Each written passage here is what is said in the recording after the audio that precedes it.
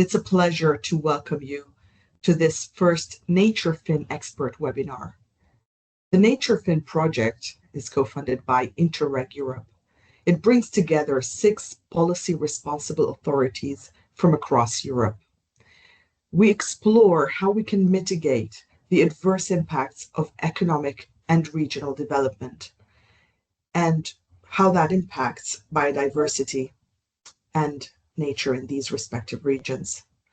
We approach this through the innovative tools of sustainable finance, because the core idea behind it is very simple, yet it's transformative. That nature is capital, and just like financial or human capital, it underpins our economies. And recognizing this connection is essential for building resilient regions. Through NATUREFIN, we want to bridge the gap between what sustainable finance can offer and what environmental policy protection is meant to protect, and what regions in their own capacity aim to serve for the purpose of regional development. So we're working together with our partners to understand how tools such as the EU Taxonomy, regulations that are relevant for the sustainable finance ecosystem, such as the Sustainable Finance Disclosure Regulation, dubbed as SFDR, the Corporate Sustainability Reporting Directive, CSRD, and the emerging myriads of upcoming nature-related frameworks. How can these guide investments towards biodiversity protection, towards restoration, climate adaptation, and ultimately to have sustainable development? Today's webinar focuses on one of the most pressing questions for regional authorities.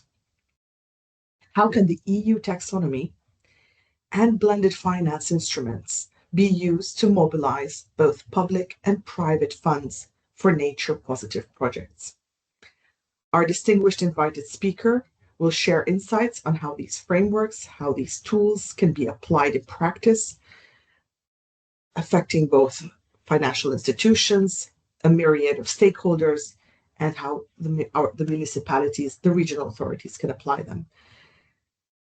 The goal is simple. How can regional ecosystems attract investments that are working with and not against nature? We hope this session will spark ideas, will build the momentum towards nature-aligned financial systems across Europe. Thank you for being part of this journey and for joining us in today's webinar. And with that, I give the floor back to our host. Many thanks, Helena, for the introduction. It's now my pleasure to introduce our speaker, Mr. Daniel Houska. Daniel is a member of OECD Working Party on Sustainable Finance and a lecturer at the Prague University of Economics and Business. Today, Daniel will discuss how the EU taxonomy supports sustainable regional development and later explore blended finance mechanism and key consideration for implementation. During the presentation, please use the chat to share your question. All the comments will be collected and addressed during the Q&A session in the end. I want to say hi to Daniel first. Hi, Daniel. Hello, good morning. Hi, good morning. Thank you for joining us. The screen is yours. Perfect. Thank you very much. And warm welcome from me as well. I will try to share the presentation and I will guide you gladly through today's morning sessions that is actually scheduled into 2 parts. First part will be devoted to the EU taxonomy. As mentioned by Helena, this is basically one of the pillars in the sustainable finance framework. And then the second would be to after the break to look at blended finance. Just to be sure, can you see my screen?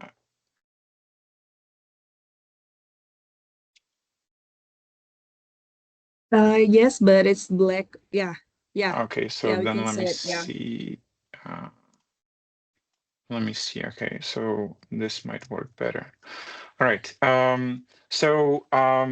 Starting with the introduction, maybe let's get into it. So for the first session, 90 minutes, we will spend talking about the EU taxonomy and how it's actually central and some of the key principles to consider. And after the break, we will also connect the dots with some of the financial instruments and mechanisms that are potentially available to unlock private capital, because essentially this exercise and the whole morning session is about how to unlock private capital for regional development and how it can actually serve some of the objectives that would help the biodiversity protection, ecosystem, and region development. So starting off with maybe a little bit of detailed scheme on how the sources of risks transmit actually to the economy and to the financial system as a whole. And don't worry, we will not go into further details into the interconnectivity of nature degradation and climate change with the financial sector, but I think it's useful. So this scheme was developed by the Network for Greening the Financial Sector. And focuses on nature-related financial risks, because in general, when we look at risks, we look at either climate change or nature degradation, so-called twin crises that economies across the world are trying to solve. Two sources of risks in general, physical and transition. This might be actually useful because also some of the assessments that need to be carried out on behalf of the EU taxonomy are also split into physical and transition risks. In general, people usually understand climate related physical and transition risks, but this is broader than that. So we talk about environment in general. And both physical and transition risks actually transmit to the real economy. So basically, they have effect on households and businesses and farms, essentially, with micro and meso macro levels. So different levels and different manifestation of those risks in the real economy.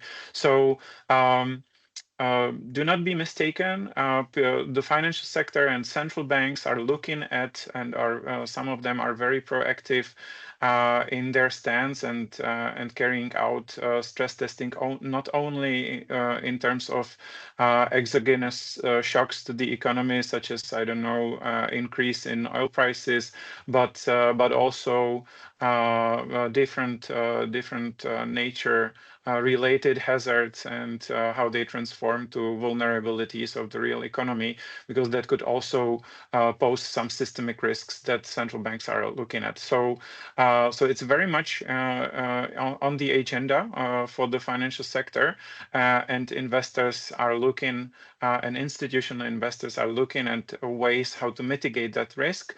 And obviously, we will touch in the later session after the break on the interconnection, because usually it's a question of risk return profile. So we either need to de-risk the investment, or we need to improve returns, because not all measures that are carried out, for example, for biodiversity protection, can be revenue or income generating. So that's a hurdle we need to help private capital to clear in order to unlock the potential of private capital.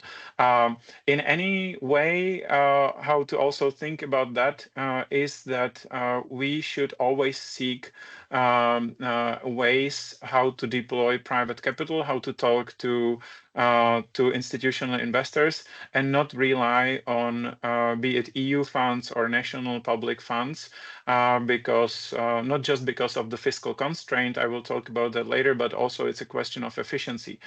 So in any way possible, it's always good to have a think, can we actually translate this to private investor perspective? And this session is essentially about that, because sometimes it's low-hanging fruits, but we need to understand how to talk to investors in the first place. It's not that we need to rely, and the projects would need to rely on let's say grants or subsidies and etc.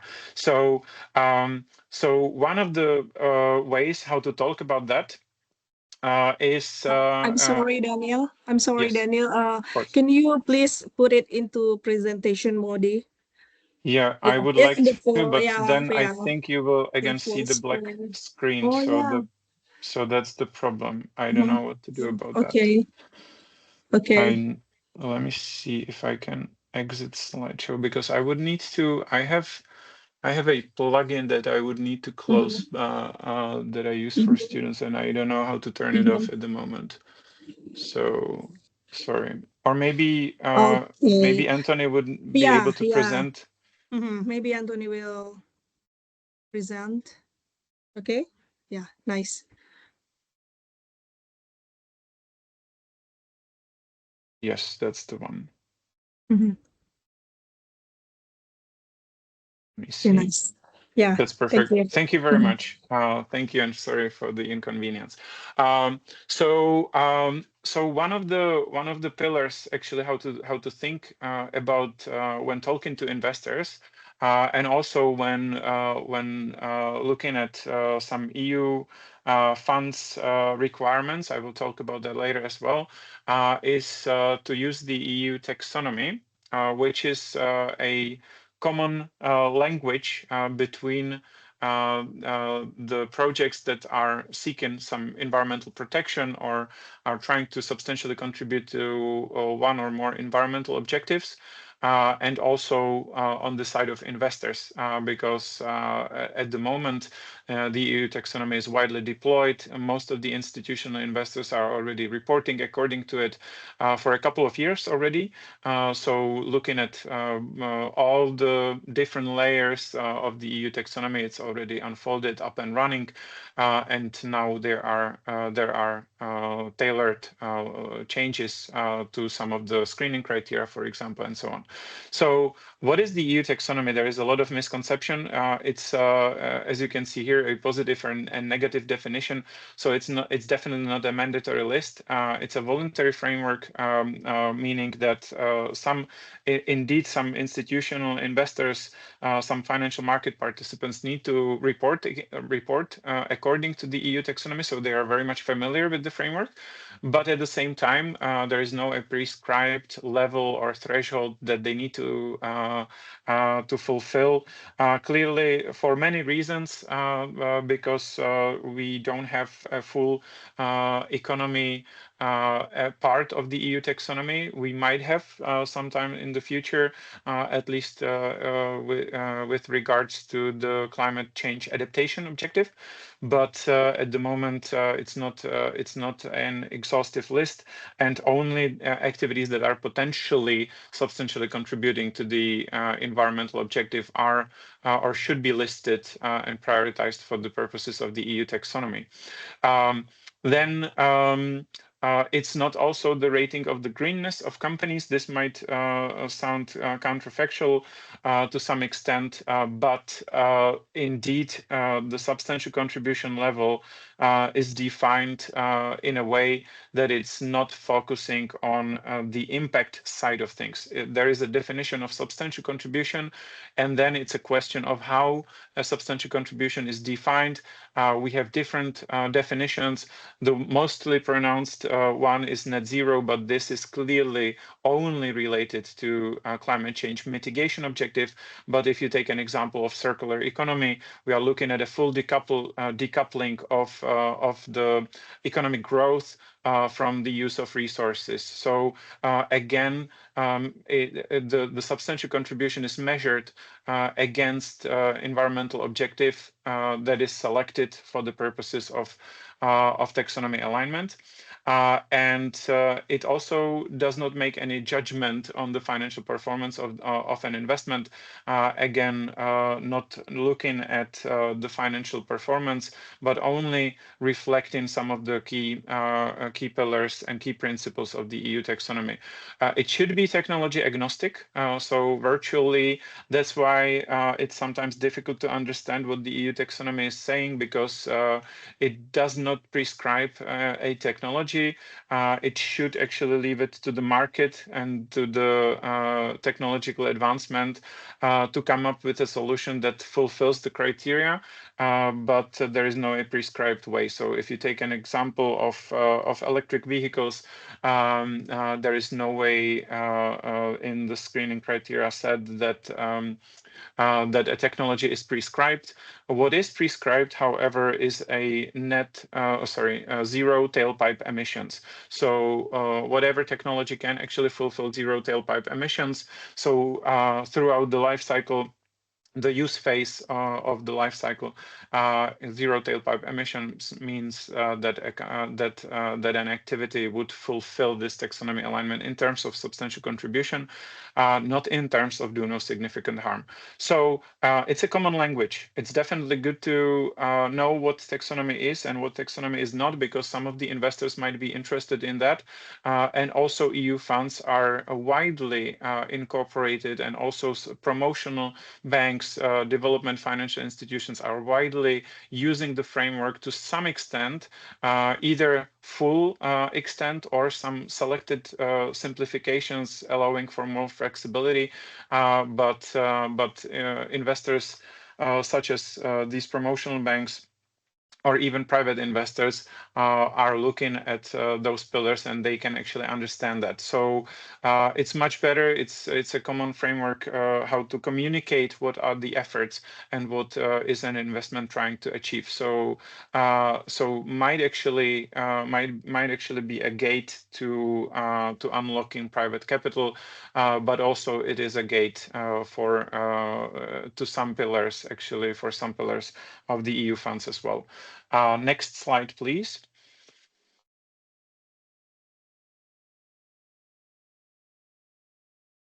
So as you can see here, what are the key principles? There are three. We will focus on two of them. So first, make a positive contribution.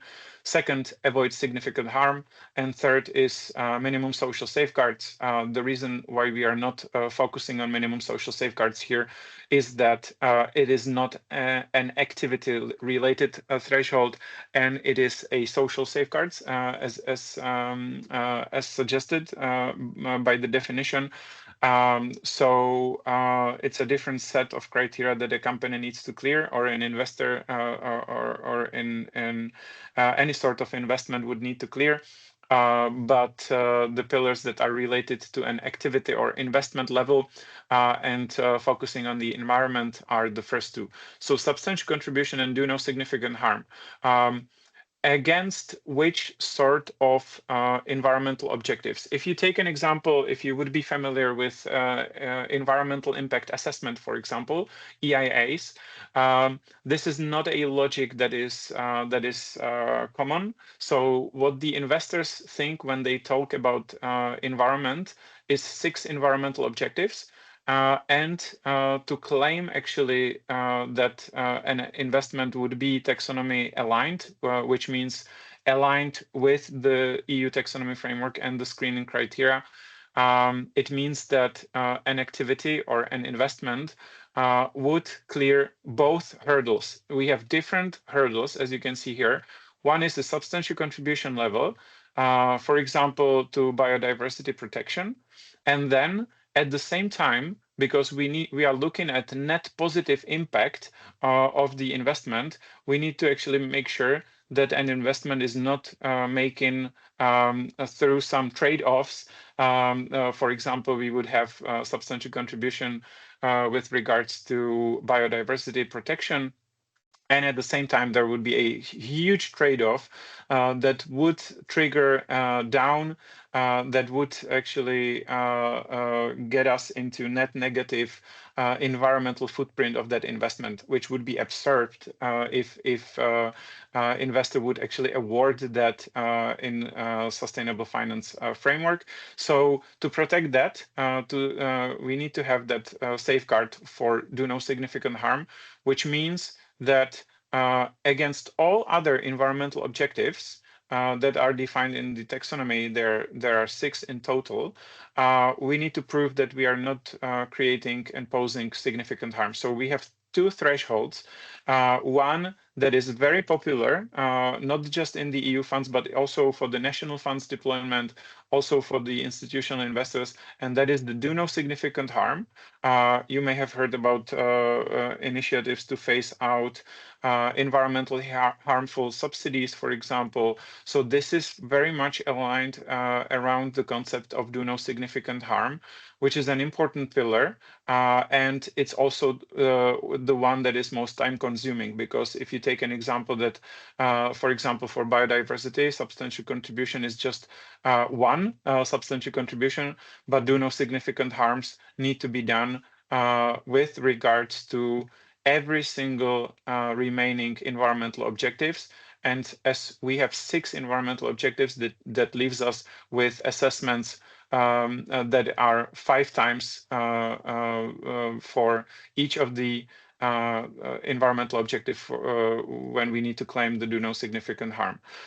So significant harm, lower threshold. That's why it's so appealing also to current developments, because no one wants to claim that they are doing, because if we fail to do no significant harm test, we logically say that, okay, we might actually create and pose significant harm to the environment, which is just terrible. So it depends on the level of ambition, but mostly there is a wide consensus that the level of ambition should actually clear at least the hurdle of do no significant harm. So can every single investment clear the hurdle? Not every single investment. Obviously, if we have some investments that would pose substantial or significant harm, then such as, I don't know, fossil-based investments,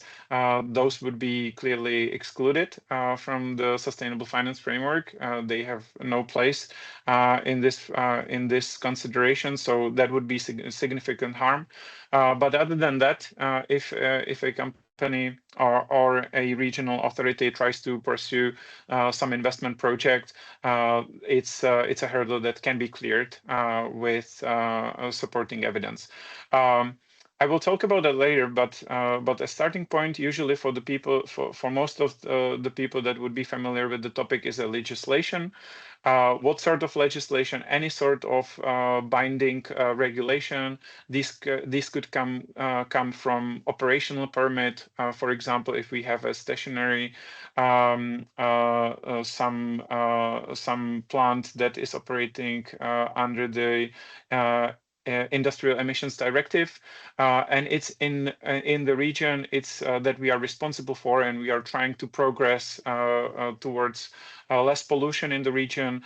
This is exactly a binding regulation that is a starting point. Obviously, anything that falls below the legal standard, be it from the EU legislation or national legislation or regional authorities that are issuing operational permits and would actually set up their own criteria based on, I don't know, best available techniques, reference documents, so-called BREFs. That is all a starting point. Why is it a starting point and not as such taken as a proxy? The thing is that some of the directives coming from the EU law are obsolete already, so they are subject to revision that is ongoing. We have many examples. If you take an example from past year, end-of-life vehicles directive was 20 or 20 plus years old.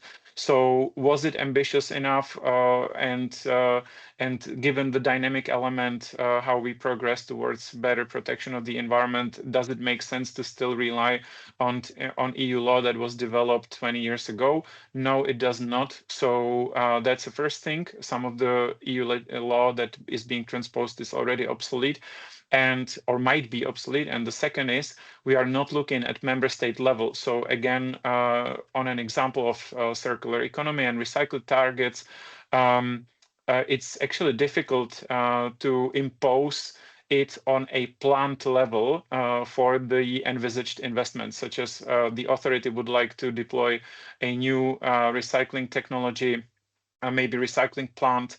Does it make sense to take the member state or EU-wide average? No, it does not, because the waste profile of the municipal waste might look like much different to the EU average because of the, I don't know, of the different characteristics of waste, and it might actually lead us to adverse consequences, such as that recycling plant would refuse accept some of the waste because it would harm the targets. So that's why it's difficult also to transpose and to work out the EU-wide or national targets to an investment level. This is actually a reason why we need to always look at the context and look at the specific geography that an investment would occur in.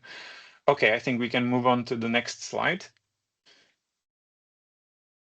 So to sum up on the EU taxonomy, and generally I will support one more element, as you can see here, dictionary style tool. So when people would like to understand commonly and talk to investors, this is already a classification system.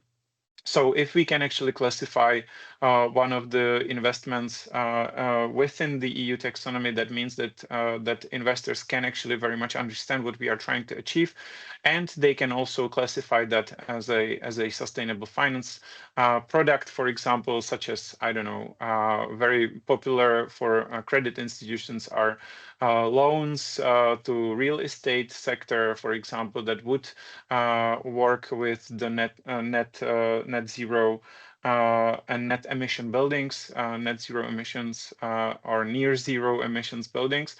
And at the same time, it is a policy tool. So we see examples actually that that also on a regional level, the EU and some of the elements of the EU taxonomy can be integrated.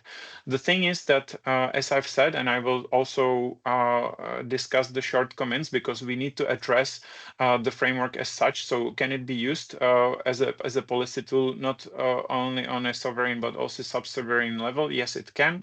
But at the same time, we need to integrate the missing elements, such as in overcoming that not all activities are involved. And second thing is that it is a dynamic tool. This is difficult to grasp. And difficult to understand because we are thinking of static elements because it's prescribed in law. It's a delegated act that is prescribing what each activity needs to clear both levels of ambitions, so do no significant harm and substantial contribution.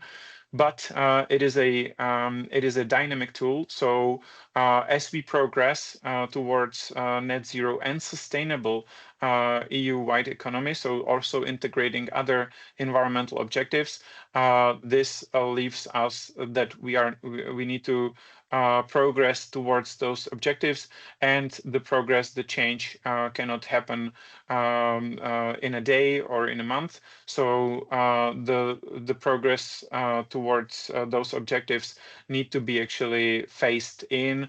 Maybe you have heard about concepts such as just transition. So also looking at different speed and different starting points of different regions. So also integrating and integrated that aspect. So slowly progressing towards those targets. Okay, next slide. So As I've said, we have 6 environmental objectives. The one that is actually that has special place when we try to look at the investor's perspective is the climate change adaptation. So usually for states and for regions and municipalities, this could be bundled together. So mitigation and adaptation together could be bundled together, such as under climate proofing considerations, which means that it has the mitigation and then also adaptation part. Virtually all the economic activities could be under the climate change adaptation, could prove actually a substantial contribution under climate change adaptation. But as you may have guessed, it's a very different environmental objective, and this stems from a fact that we need to be climate resilient, so the economy as a whole, to prevent adverse socioeconomic implications stemming from climate change. This is an objective that is worth considering. So even the climate change adaptation on its own is recognized by the EU taxonomy to the extent that the adaptation solution can actually claim taxonomy alignment, but just the climate change adaptation solution, which means that only an investment into an adaptation solution can be claimed as environmentally sustainable under the framework. It's a special, it has a special place. And obviously, if you take an example, we cannot take on equal footing climate change mitigation and adaptation. The difference in investors and in financing, basically, and how the, for example, bank would report on a loan provided for the adaptation solution and for the mitigation measure, is that a mitigation measure might be connected to some income stream, which means that an economic activity, an economic operator is then has that activity up and running, such as I said, I don't know, decrease greenhouse gas emissions over a certain threshold, so meaning substantial contribution. That means that a loan to the operator that is not just for the mitigation measure, but also for the operation as such, means that it's inherently linked to the sustainable finance. The same would go for circular economy. If there is actually a recycling plant that would, again, fulfill certain measures, such as, I don't know, waste, hazardous waste, that prevention and control, again, a good recycling target and separation of, I don't know, hazardous waste from non-hazardous waste and separate treatment would be awarded. So any sort of loan that would be provided, but just for general purpose financing, could be treated as according to the sustainable finance and according to the EU taxonomy. But for the adaptation, only the adaptation part of the adaptation investment measure would be treated as taxonomy aligned, which means that also some of the investments that are definitely not in line with the EU taxonomy, such as environmentally unsustainable business, can even that part of the business can be actually be climate proof, meaning be resilient and adapt to the climate change. If yes, then that small part of that investment related to it that would be carved out could be used for adaptation. So in general, we have 6 environmental objectives, but I would like you to think of those 6 environmental objectives as 5+1, which means that one of the environmental objectives is very much different from others, and that is climate change adaptation. Some of the concepts, such as climate proofing, might be, or climate resilience, might actually combine both aspects of climate change, so both mitigation and adaptation. which for those of you that would be familiar with climate proofing would actually bring more complexity, because for the investment on a plant level or investment, I don't know, boundary given area, for example, for an investment measure, that means that we need to consider both the mitigation potential and then adaptation measures. So is it actually, can an investment stay going forward? And the whole bunch of the remaining environmental objectives is the ones that are also progressing and have their own ambitions towards 2050. So not just because the EU as such did not prescribe only net zero objective in terms of climate change mitigation, but also towards sustainable economy. There are multiple reasons why doing so, because on raw materials side, for example, the European region has scarce resources, so closing the loop is a natural protection to some of the countries that might be politically unstable and would drive the dependency of the region, of European region, towards those countries. So there are again pragmatic reasons why the targets are focusing on, for example, decoupling of economic growth from the use of resources, and the targets on an activity level are trying to reflect that. Okay, next slide. Now looking at some of the shortcomings. So if actually a regional authority or a public authority, any sort of public authority would like to integrate it into their framework or roadmaps or some of the development plans and so on, can it be done? The answer is yes, but we need to understand the framework first.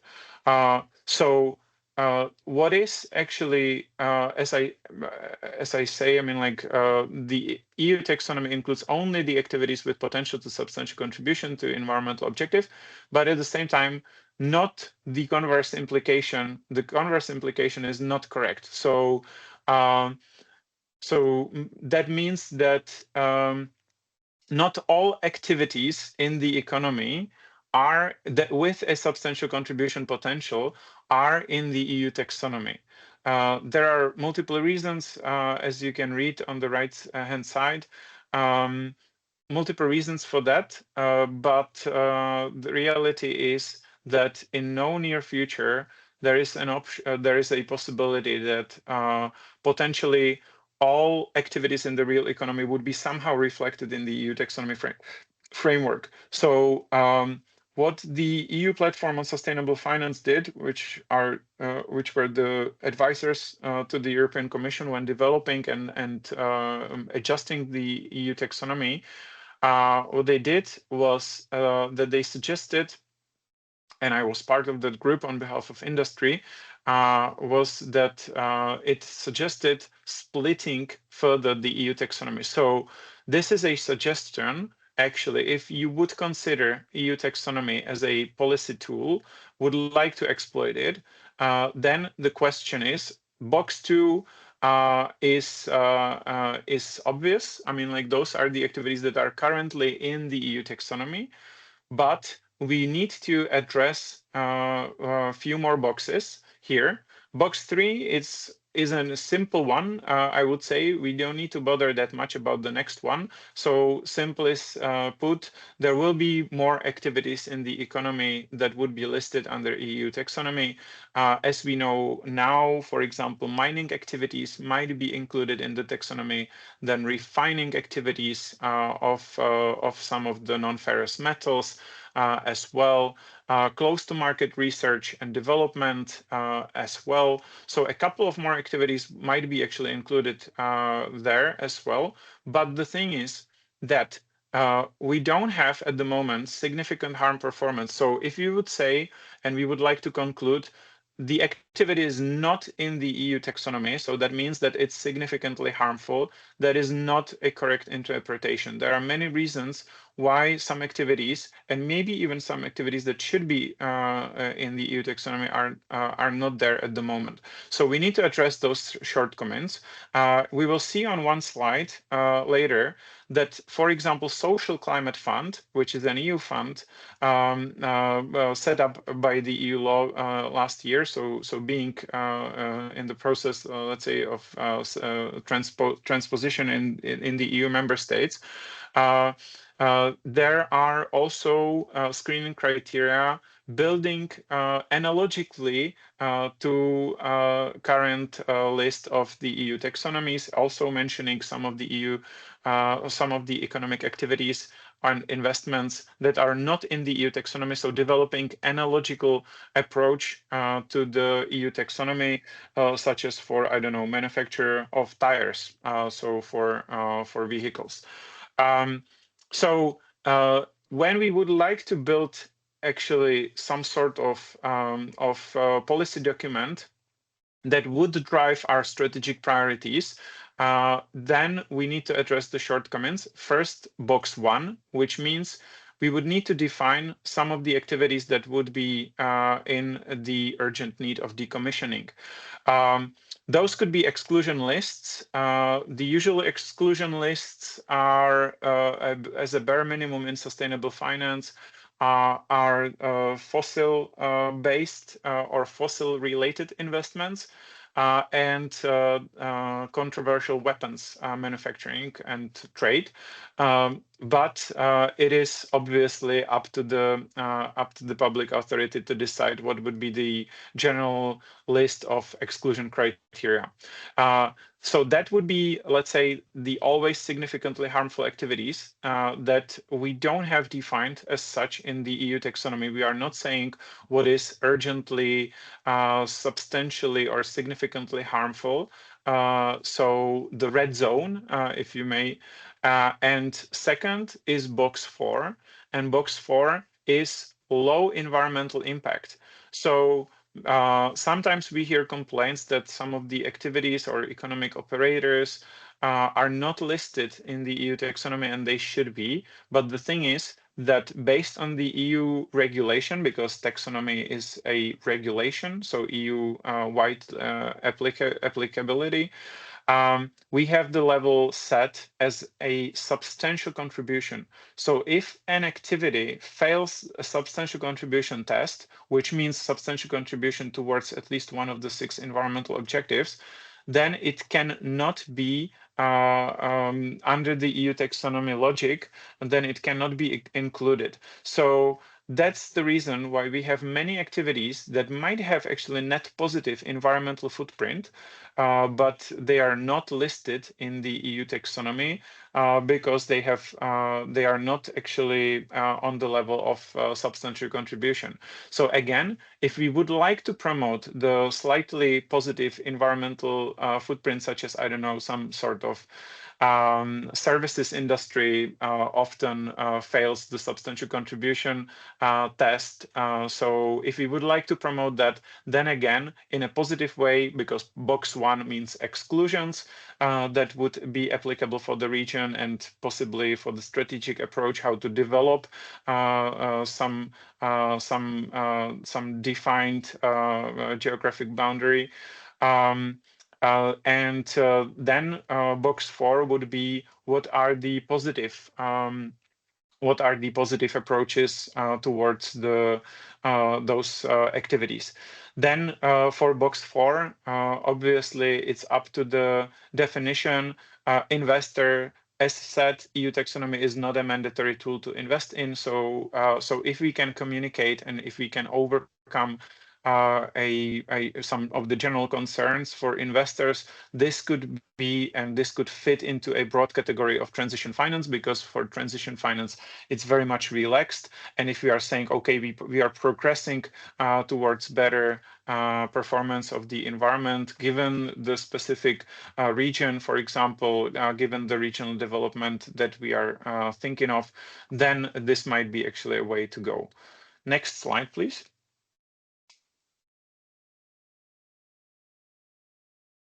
One of the example of the design of the EU taxonomy might be actually to look, and one of the ways how to look at it might be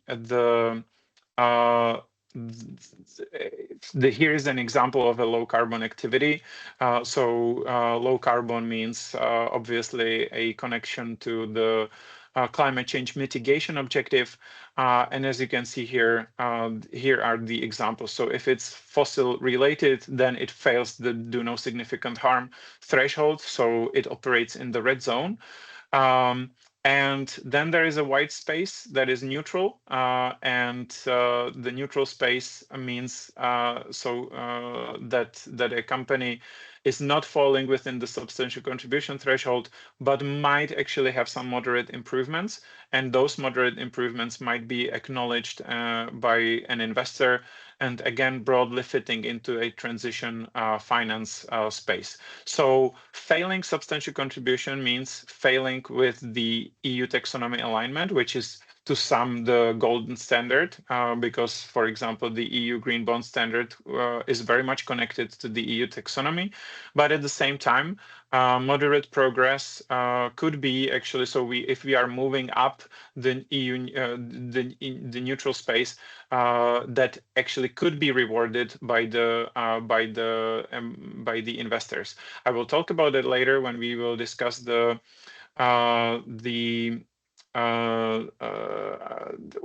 financing instruments and financing, because for the general purpose financing, sustainability linked financing, that's a space where we can actually set the key performance indicators in a way that would make the systems, the households, firms actually operate towards that target, and those could be binding targets.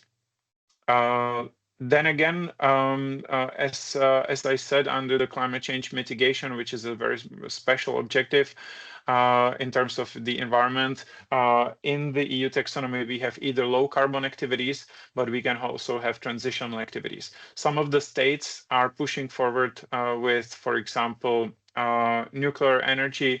So this is a transitional activity, which means that for the time being, fulfilling certain criteria, it can be listed as EU taxonomy aligned. We have many other examples that are transitional, which means that they are not low carbon as such. If you can think of manufacture of iron and steel, manufacture of cement, manufacture of organic basic chemicals, and so on. We have a lot of examples in the EU taxonomy, which means that those activities are not low carbon as such, but they are Paris aligned. So they are in line with the Paris Agreement. They need to be, as said, the dynamic element is important here. The criteria are becoming stricter over time. But clearly, those economic activities don't have alternative, and the economy, if the investors would stop financing immediately, the economy as such would collapse. So we don't have feasible alternatives at the moment, which means that if we can actually avoid a lock-in of that investment, so we are not harming development of competition, and we are not affecting negatively technological advancement, how to replace those technologies, then for the time being, those activities can be listed as transitional. I think it's an elegant way how to acknowledge that clearly we cannot progress towards a sustainable economy in a very short time frame. We need to acknowledge the technological advancement, and this is very much in line with the EU taxonomy framework. Okay, next slide, please. So looking at some of the dynamic elements, as you can see here, it's a dynamic tool, and it means that we have some, and this is purely illustrative example again, back from 2021, how actually the EU taxonomy works. So hypothetically, because I mean, like obviously we can think of some quantitative targets such as here CO2. It could be also obviously CO2 equivalent, so integrating also other greenhouse gas emissions, or it could look at non-recycled resource input with regards to the circular economy.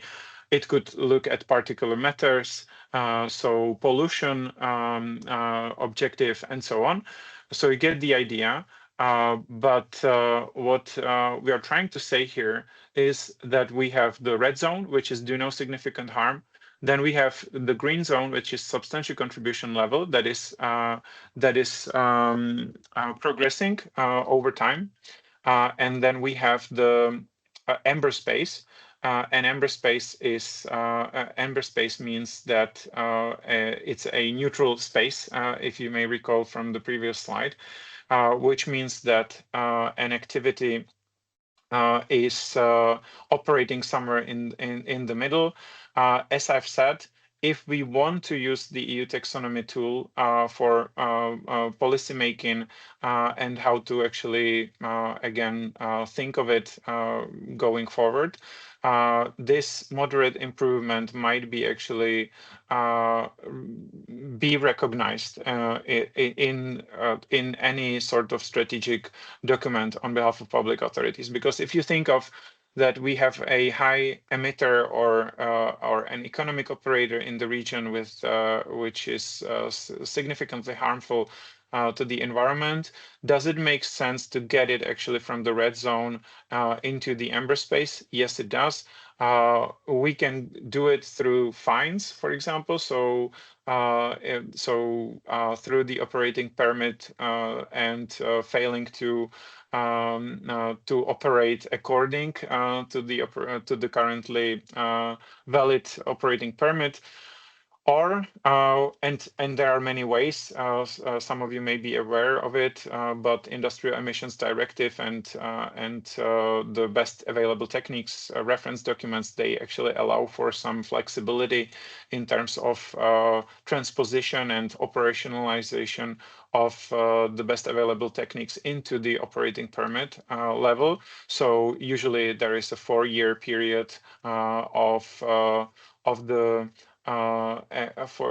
before it is up and running on behalf of the plant operators, for example. So so there is definitely a way if we want to progress towards best available techniques faster, then the simplest way is actually to shorten the 4-year period after the best available techniques are published. As a reference documents. So so that's one way how to think about it. So that's negative then penalties, but it can be also avoided in a positive sense. So some of the grants can be dispersed according to the progress towards at least the amber space. So potentially not all activities can actually get to the green space, which means to claim the substantial contribution level. As we said, we have 2 different thresholds of ambition. So we have the lower thresholds, which is that do no significant harm, but then we have the substantial contribution level, which means that a company, an economic operator, needs to progress towards that, and net zero as defined. As you can see, it's not a gross zero, but there is still a sort of minimum allowance to get to slightly positive remaining net negative in terms of net zero. It's obvious. So so gross zero is not achievable by 2050, but there will be still some residual emissions remaining depending on the sector. So as similarly to the best available techniques logic, also for the environmental integrity, it's up to the market how the EU taxonomy progresses. For some of the transitional activities, such as, I don't know, cement manufacturing, as I've said, those targets are set on the top performing the top performing plans across the EU for a given 5-year period that are periodically updated. The logic of the EU taxonomy is to look at the transition activities every 3 years, which means to try to integrate advancement on the market. So definitely not go beyond, not really push all of the operators out of the EU taxonomy alignment. It would not make sense. It should be a reward for economic operators, and potentially should get to the financing. So it's a way how to access finance, how to tap private capital. Or the public capital, because we will see later that do no significant harm is a threshold that we need to usually clear when tapping the EU funds, or also tapping the promotional banks initiatives or development financial institutions initiatives and frameworks. So to conclude, this slide, I think it's important to think of dynamic elements, because if we would see, for example, an economic operator that would say, okay, in 5 years' time, I would like to reach taxonomy alignment based on the criteria, because they are very strict, and we will try to make an investment to get there, then most likely that activity will fail and will not reach that stage in 5 years' time. Is it a problem? No, it's not for the investment part, because obviously we are working with what is written as the law, because it's a delegated act. So obviously it's protected, even if the criteria will get more stringent over time. But the thing is that operator, after the investment is taken place, would ask for another financing. That financing as such might not be taxonomy aligned again, and it will push the operator to invest again.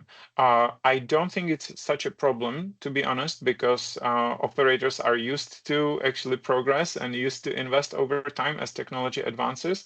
So it should be a natural competition on the market, but the EU taxonomy is really trying to make it coherent and similarly ambitious over time. So it would not make sense to get all economic operator to let it be static, fail intermediate targets such as 2030, 2040 targets on EU member state level, and do nothing. So that's the dynamic element in it. Next slide, please. Some of the examples, and again, on right-hand side, you can see some of the activities that would be connected to nature protection. But the logic of the EU taxonomy, maybe unfortunately, but it is the way how it's designed, is that it looks at sectors, and a starting point is a statistical classification, so-called NACE codes, which is, again, a starting point. It's not defined as such. So usually it's not defined or prescribed based on NACE codes, but this is definitely a starting point. So look at some, I don't know, again, circular economy, for example, we would look at non-hazardous treatment, hazardous waste treatment. We will look for specific NACE codes, and this will be a starting point. What we can use instead is a EU taxonomy compass, which is a website that is listing all and managed by the European Commission, that lists all the economic activities that are considered under the EU taxonomy. Some of the examples are here, as you can see. In general, we have a couple of delegated acts. Climate delegated act is obviously focusing on climate change mitigation and adaptation. And then we have remaining that is called environmental delegated act, which is focusing on other 4 environmental objectives. And those remaining environmental objectives would be circular economy, biodiversity ecosystems, water use, responsible water use, and pollution prevention and control. So across these remaining environmental objectives, we have other other activities, and as you can see, nature-based solutions for flood and drought, flood risk prevention. So we have actually a menu to choose from to start, but at the same time, if we would like to communicate and invest in an activity that is not closely tied to the EU taxonomy, then we need to overcome and bypass a limitation of the EU taxonomy, and we would need to discuss with an investor based on the logic of the EU taxonomy. So as I said, do no significant harm. So how do we prevent? How do we claim? It might sound very basic, such as saying that, okay, obviously our activity is contributing to environment,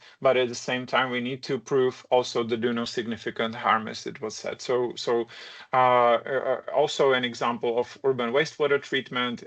Here in parentheses, you can see the environmental objective that is under consideration. So we have also the biodiversity activity, we have pollution prevention and control. To us, it's not that important which environmental objective it is at the end, because ultimate goal is taxonomy alignment, saying, okay, communicating to any possible investor that an activity can actually operate with no negative effect and with a substantial contribution to at least one of the areas. As I said, environmental impact assessment is very much different from this.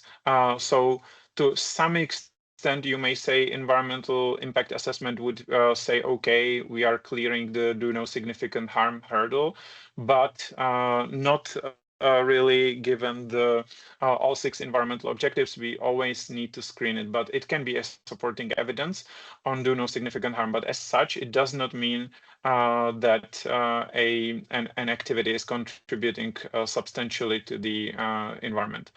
Next slide, please. So looking at the biodiversity and ecosystems and what was the original logic, how to think of it? So the thing is that under the sustainable finance, we usually deal with 2 sorts of very different problems. One is how to finance a new economic activity, which means how to finance an activity that is trying to maintain or protect good ecological condition of specific ecosystems. And then the second problem, which is very different, is can we actually finance an existing economic activity?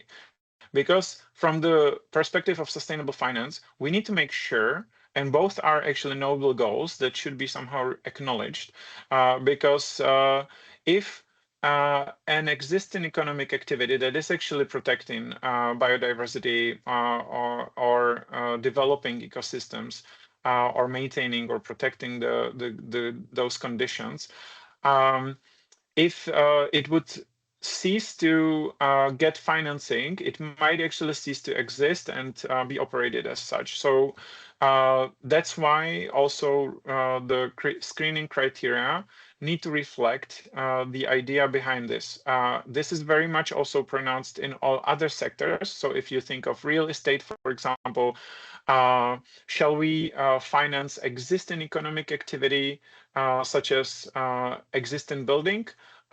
Yes, if it's net zero emissions or net emission building, net zero emission building, then yes, it might be actually a goal that an investor should put the money into it, because it's about the effective allocation of capital.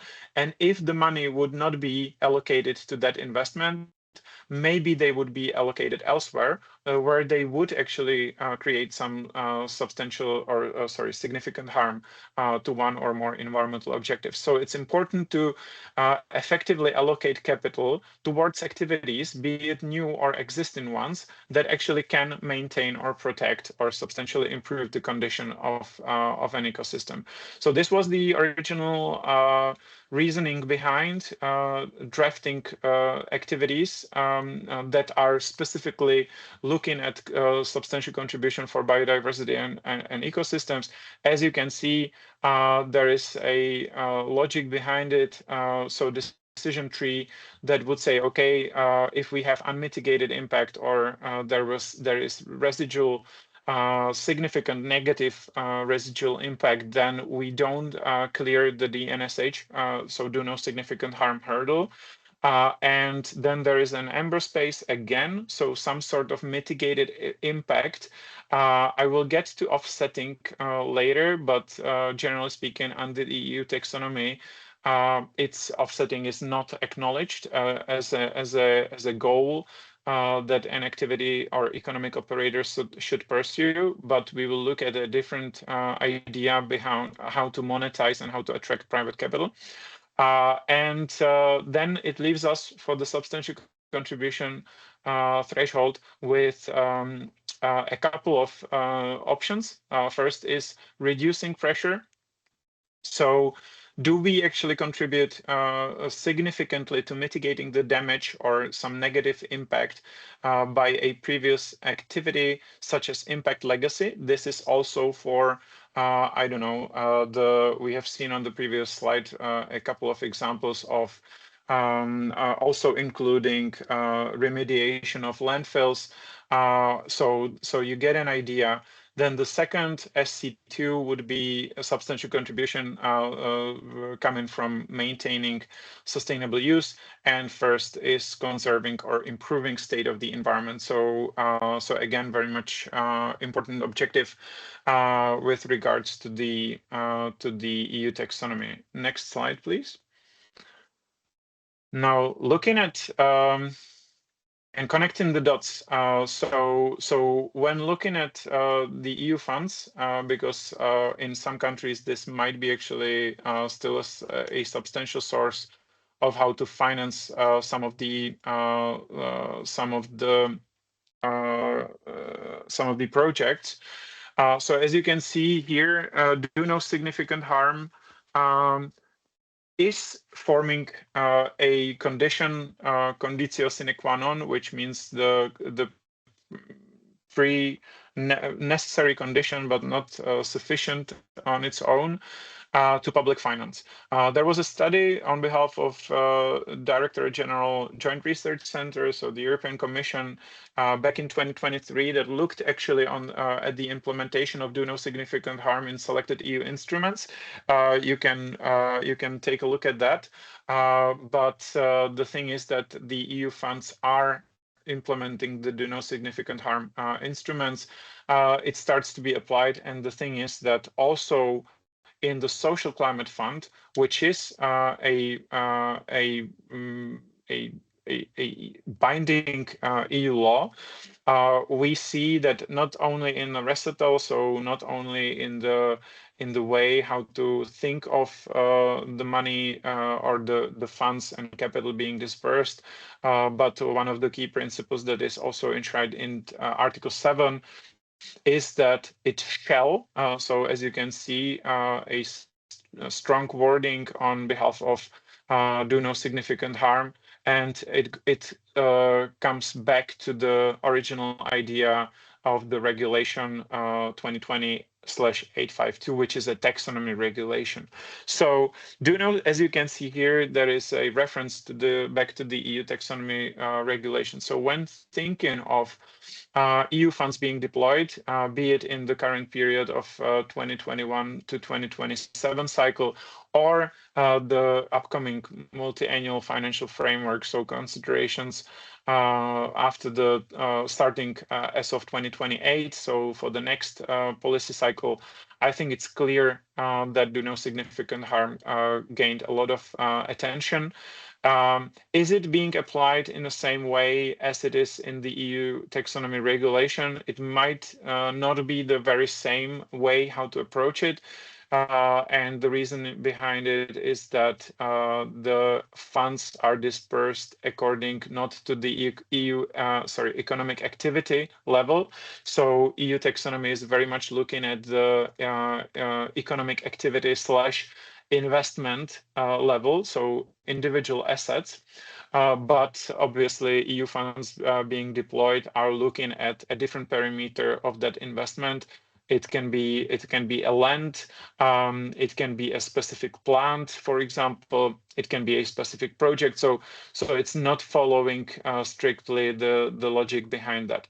On that behalf, the European Commission ran a multiple technical support instruments project. So I know that countries such as Czechia, Slovakia, and multiple countries across the EU have their own guidance materials on how to apply the do no significant harm principle and how to integrate it into the project appraisal. Because essentially what we are trying to do here is that we pick up one of the key elements, and that is a do no significant harm. So that's why I think it's useful to integrate EU taxonomy, at least to some extent, and try to mirror what the public finance is trying to do here.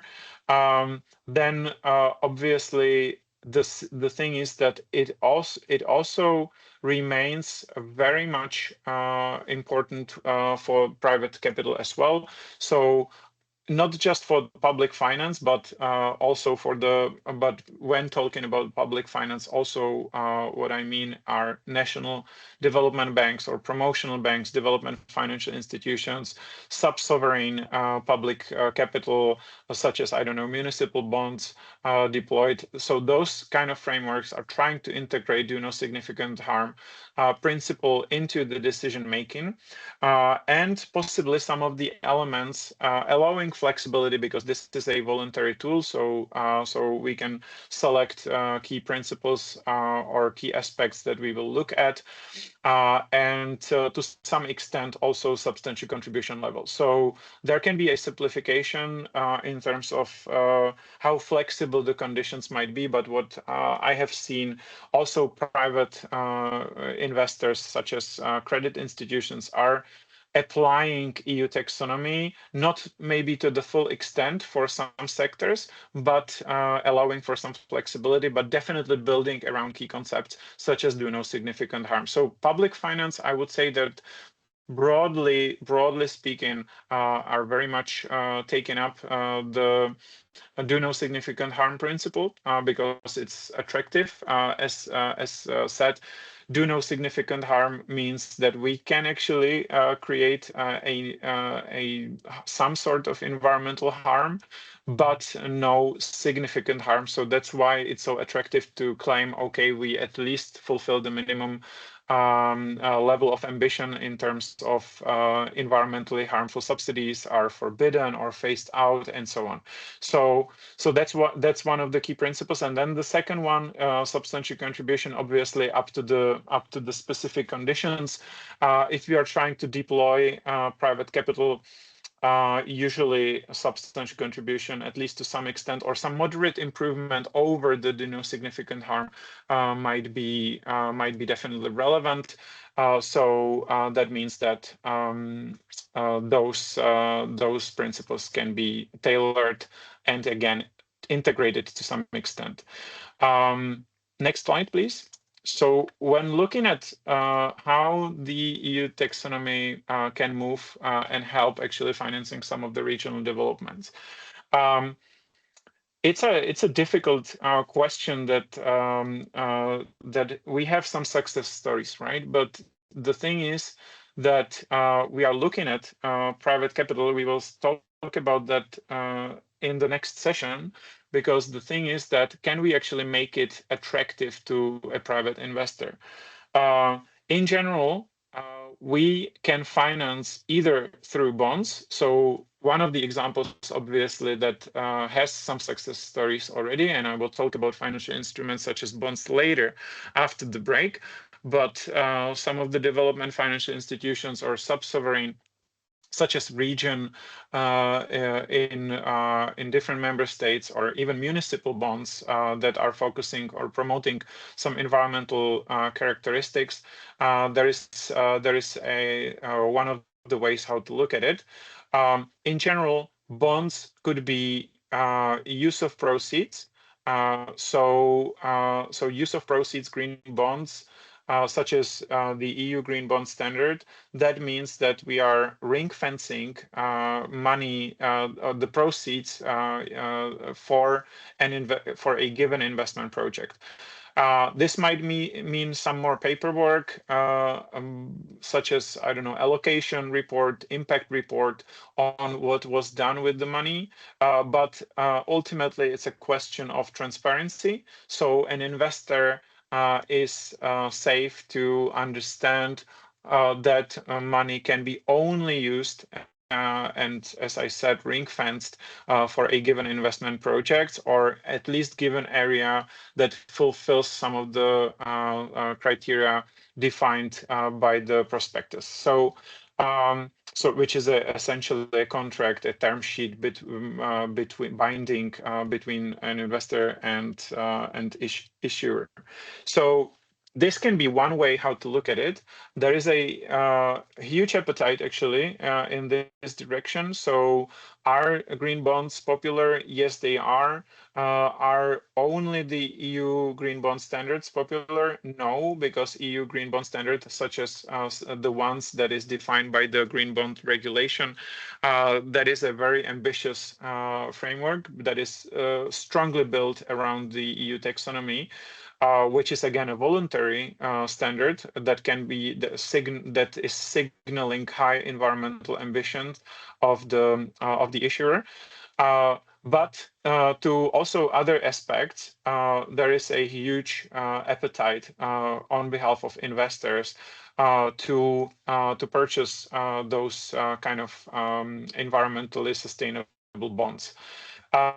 So those issuances are usually oversubscribed on a primary market. So meaning the issuance is very popular, and usually we are talking about longer tenors. So-called silent investors, silent capital. So investors that are looking at longer maturities. When we look at sovereign issuances, the least minimum is 5 years, but I would say median is so the mean value would be around 10 to 15 years, which means that it allows for longer investment periods. Because usually, sort of infrastructure financing and the projects that we might have in mind would spend multiple years, multiple periods. And the second thing would be sustainability. Second aspect would be sustainability linked financing, which is looking at KPIs as such. So we would actually, again, define a region or define a municipality, our municipalities, and define some of the KPIs that we would need to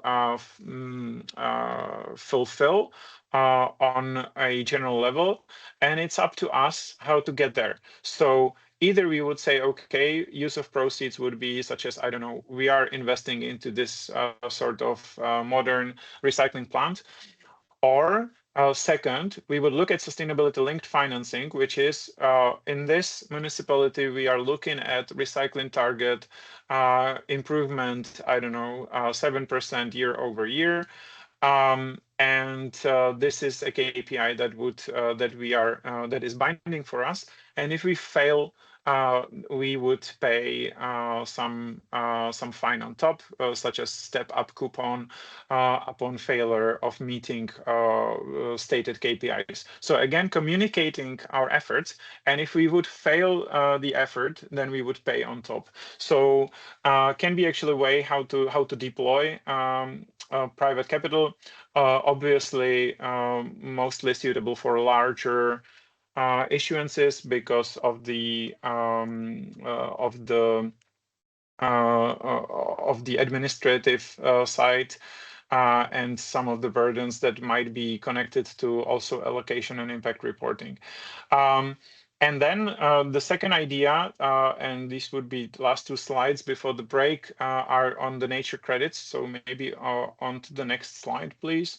First, looking at offsets. So if we take a look at, maybe you have heard about offsetting. Just for the definition, usually carbon offsets would mean that we are looking at trade-off and we are trying to basically neutralize negative effects of an economic activity through different means, such as purchasing of offsets. And we know it's very popular with some of the economic operators, such as, I don't know, airways, when traveling and so on. And then the second one is for the biodiversity offsetting, so-called biodiversity offsets. So again, but for biodiversity and ecosystems, again, trying to neutralize and looking at restoration elsewhere in another location. First conclusion, I would say it has different meaning in sustainable finance.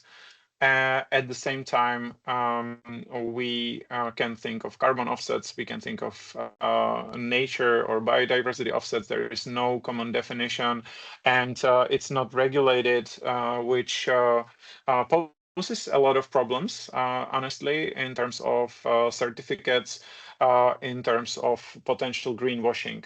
The thing is that we only would consider under the EU taxonomy, which is usually very strict in terms of protecting the environment, we would only consider it under one of the activities, and that is conservation, including restoration, habitats, ecosystems, and species. This was very much debated, and basically only a net biodiversity gain could be accounted under substantial contribution.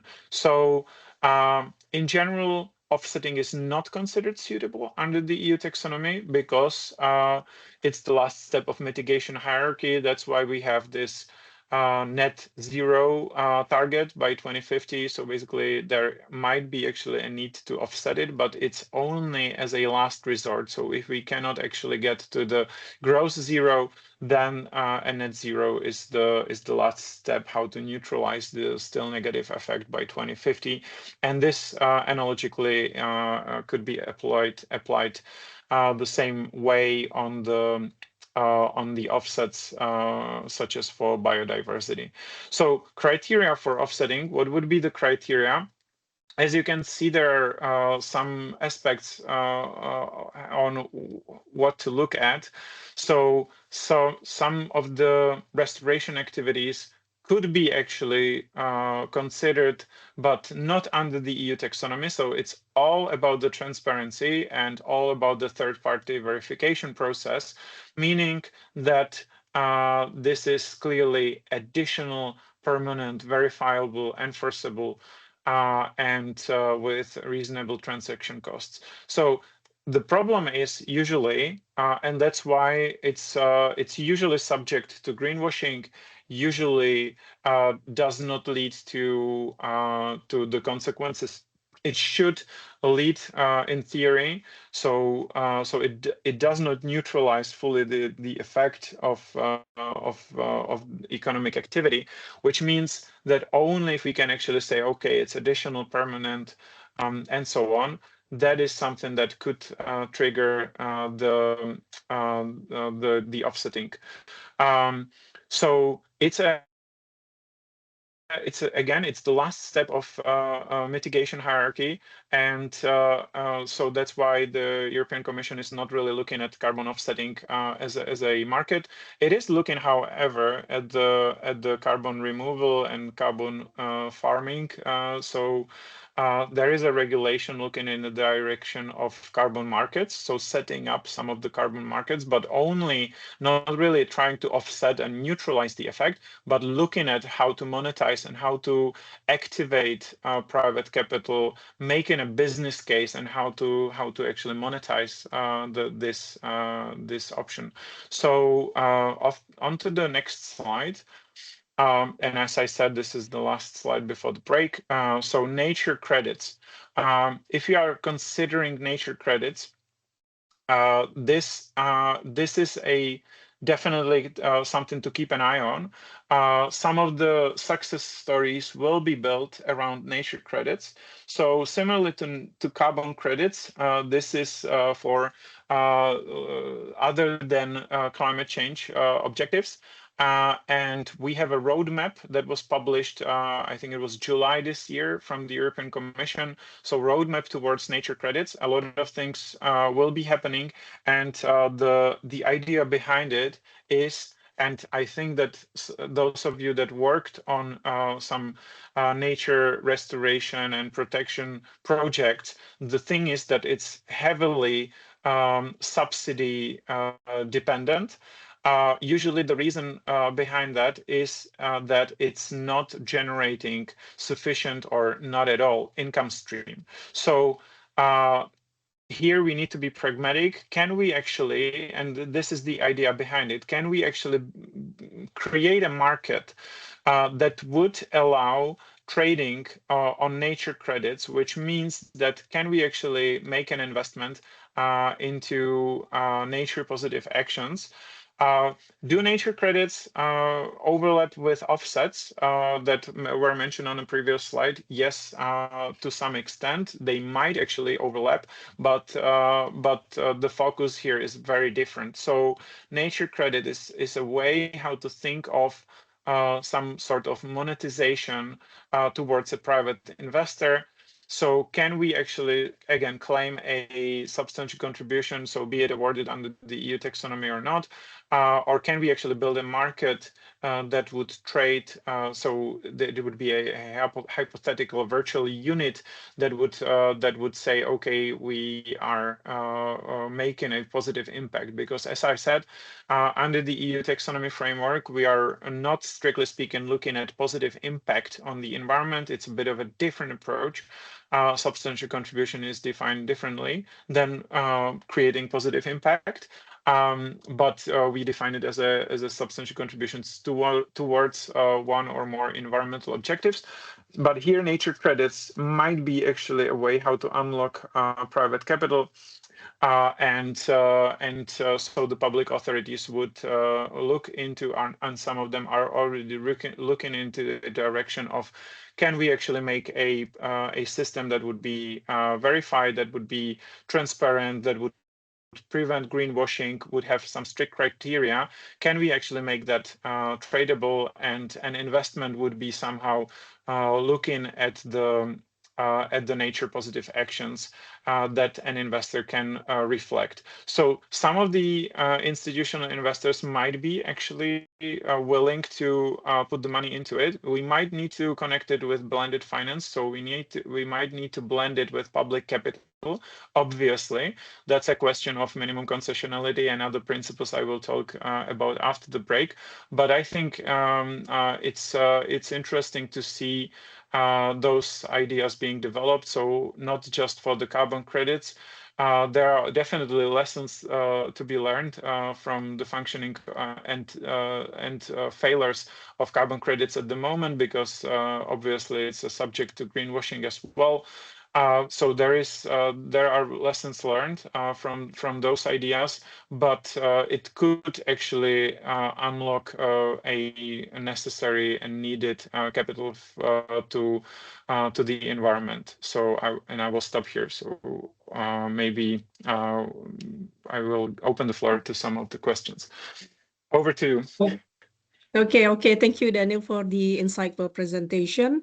Now we encourage all participant and project partner to submit your question in the Q&A section here in Teams. We will address them during the discussion later. We will now take 15-minute breaks, and when we return, we will continue with the next session on blended finance and key considerations. So please be back by 10:45 so we can start on time.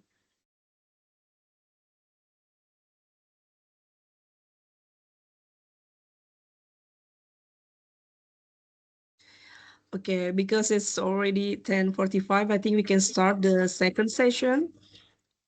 Welcome back, everyone. We now continue with the next session, focusing on blended finance and key consideration. Before we start our second session, I would like to ask Daniel whether you want to present your own slide, or Anthony will help you to do that. If Anthony can actually continue, that would be great, because I have still the same problem with black Nice. screen. Nice, nice, nice. Anthony? Okay, nice. So, Daniel, the floor is yours. Thank you very much. So as already said, we will discuss the blended finance now, which is generally speaking the perspective of how to mix private and public capital. To start with, maybe a couple of examples. What is the approach of some major institutions in this agenda? So obviously, World Bank groups, cascade approach. So this is something that they invented in, I think it was back in 2017. And it says that, okay, the sustainable infrastructure, but generally speaking, this box one on the left-hand side is speaking about sustainable infrastructure, but at the same time, they said that similarly it could be developed for different purposes. I think for us, it has a very high relevance because it clearly shows whether public finance would need to be deployed and maybe to what extent. So as you can see here, I think it's a nice reasoning. So first starting, okay, can we look at commercial financing as such? And only if we cannot, then we are looking at other options. So possibly the one that is also widely pronounced and worked out on the World Bank Group's level is looking at addressing market failures. We will talk about that later as well. And second, looking at some of the possible upstream reforms that can address that can overcome it. So again, from a policy perspective, first looking at, is there a commercial financing feasible or possible, or is there a private market actually available? And if not, can we actually address that through some regulatory or other intervention, looking at policies, maybe adjusting them and so on. So, so again, the second step of this cascade approach would be to look at some of the upstream reforms, possibly addressing market failures, and only if that also would fail to attract private capital or to crowd in private capital, only then we would look at public finance and possibly concessionality, which means below market risk return profile, so below market, for example, interest rate, and so on. So some of the examples we will talk about later, but here are some examples: guarantees, first loss capital, catalytic first loss capital. Those are the ones that might be pronounced to either de-risk or propose to improve the risk return profile. And then the public finance can be also used. So if a risk sharing instrument again fails to cover and to enhance remaining risks, only then we can actually, as a last resort, use the public finance. So on the right-hand side, you can see it basically restructured into a couple of areas. First, objective.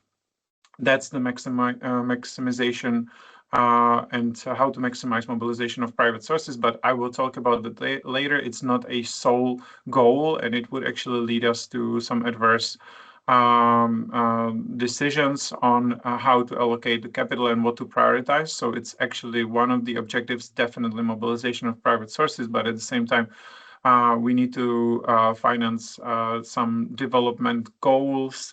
We have other goals to drive positive and meaningful impact change. And then it is the question of the approach, as you can see here, public debt or contingent liabilities. So both the parts that could be used in this space, and then upstream engagement, which is usually an option to improve and drive, again, meaningful reform in terms of changing the market failure and addressing that reform upstream. So that is a policy response that usually happens to unlock private capital. So to give you a practical example, to not sound too abstract, on behalf of Czechia, for example, what we have seen is that there was a legal requirement that prevented public sector buildings from energy performance contracting. So energy performance contracting was not available to sectors that were owned by a state. So those organizational branches, such as, I don't know, police, line ministries, and so on, they could not use private capital to renovate buildings. Could it be changed? Yes, through regulatory intervention. A market failure was addressed, and now, as of 1st of January next year, the projects can be actually financed through private capital, through private loans, through some energy so-called ESCO companies, so companies that would carry out the renovation and would be paid, the debt would be paid from the savings, from the energy savings. So can actually private market be unlocked through some regulatory intervention?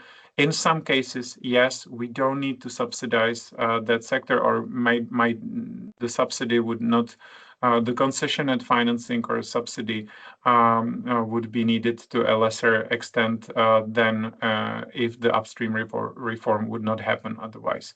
So that's one of the examples. Maybe on to the next slide, please.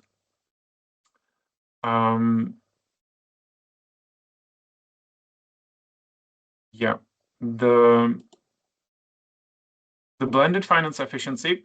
I like actually this this visual presentation because it shows clearly what is the blended finance sweet spot on the if you take an example of the graph on the left hand side, we have the blended finance sweet spot, which is a dotted line, and maybe a couple of points here. If we would focus solely on leveraging private capital, so looking at the crowd-in effect and the maximum potential it has on the private capital, so being attractive with that project to private capital, the overemphasis could actually result in some bad investment decisions. By itself, leverage does not translate into incremental sustainable development impact. So I think it's important to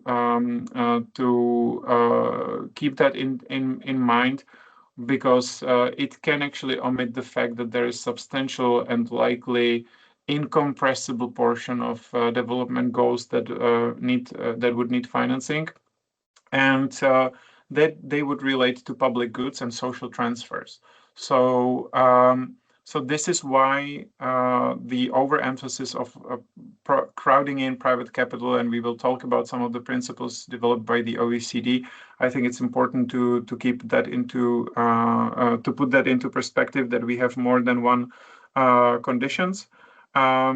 Obviously, as you can see here, a couple of conditions.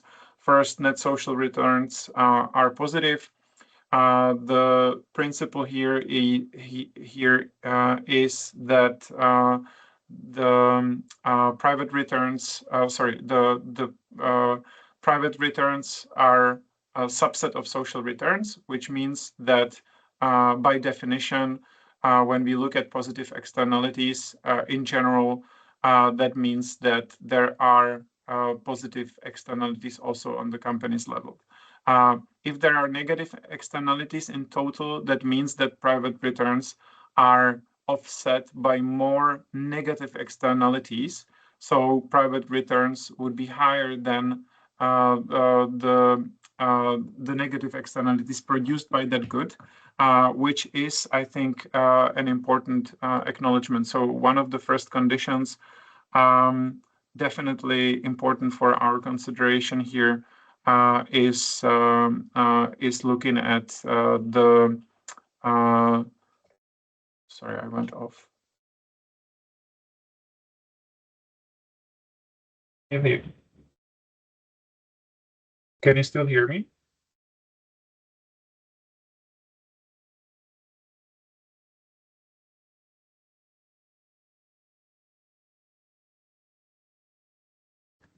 Yes, yes. Can you hear me? Hello? Yeah, we can hear you. I think it should work. Mhm. Sorry. So net social returns positive and exceed private returns. Obviously, we are looking at this the right side of the graph. Then the second ones, second condition, private returns without blended finance are lower than risk-adjusted return thresholds, which means that we are looking at some of the risk-adjusted returns that are below certain thresholds. So there is hypothetical dashed line that would say, okay, private returns are above minimum threshold, which means that private sector can actually finance it on its own. And the last condition that I think is useful here is that we have the best available use of public resource, that so that no other use would yield a higher ratio of social returns to public costs. So this leaves us with this dotted area on the right bottom side, right bottom quadrant, that would say, okay, this is a sweet spot for projects, so where the public finance could be deployed. I think it's important because first, it clearly shows that we are looking at social with positive externalities. We are basically looking at social returns in general, and with public finance, we would like to finance essentially public policies, to finance public goods, to contribute to social transfers in a way that it creates net positive externalities. So I think it's the first condition is important here, and then second, private returns, if they on their own fulfill some of the thresholds that would be attractive for private investor. This is the dashed line, which means that public finance should not be deployed because, I mean, like, we still have positive externalities, we might have, but at the same time, private capital might actually be deployed as well. So that leaves us with the dotted area, blended finance sweet spot, because it says, okay, this is the area where other means, if we would consider other means of deploying development finance, they would not yield a higher ratio of social returns to public costs. So that's the perspective, a strategic approach to blended finance that we should keep in mind. Next slide, please. So looking at OECD blended finance principles, a couple of principles here. We will talk about principle 2 in bigger detail. And as you can see here, these principles forming the key challenges and helping to overcome key challenges. First, theory of change, which is some sort of model mind logical step between the intervention and meaningful change. So looking at causal link between the intervention, so possibly blended public finance deployment to some extent, and the resulting change in terms of outcome. So connected to the concept of that outputs and outcome is a different thing. So theory of change might actually help that. Is it a silver bullet to all of the addressing market failures? when we are addressing market failures, no, it's one of the ways how to look at it. It's a difficult scheme in some cases, but if we cannot develop meaningful theory of change, then it's difficult to protect the mobilization of public capital and also maybe the deployment of blended finance. Is not the best suited way how to address a given market failure. Then second challenge, obviously, there are many international approaches to how to blend public and private capital. This could be recognized as a best practice, definitely an area that, I mean, like blended finance guidance, so those principles are already from 2021, now being under revision and worked out in specific contexts, such as, I don't know, looking at either sectors such as clean energy or looking at some specific instruments such as guarantees. So there is actually a whole bunch of reports and analytical work being done around some of the approaches, as was mentioned at the beginning. Currently, OECD has set up also the Working Party on Sustainable Finance that is looking at some of the aspects of the blended finance principles. And then the last point here, it's built upon the concepts such as financial and development additionality.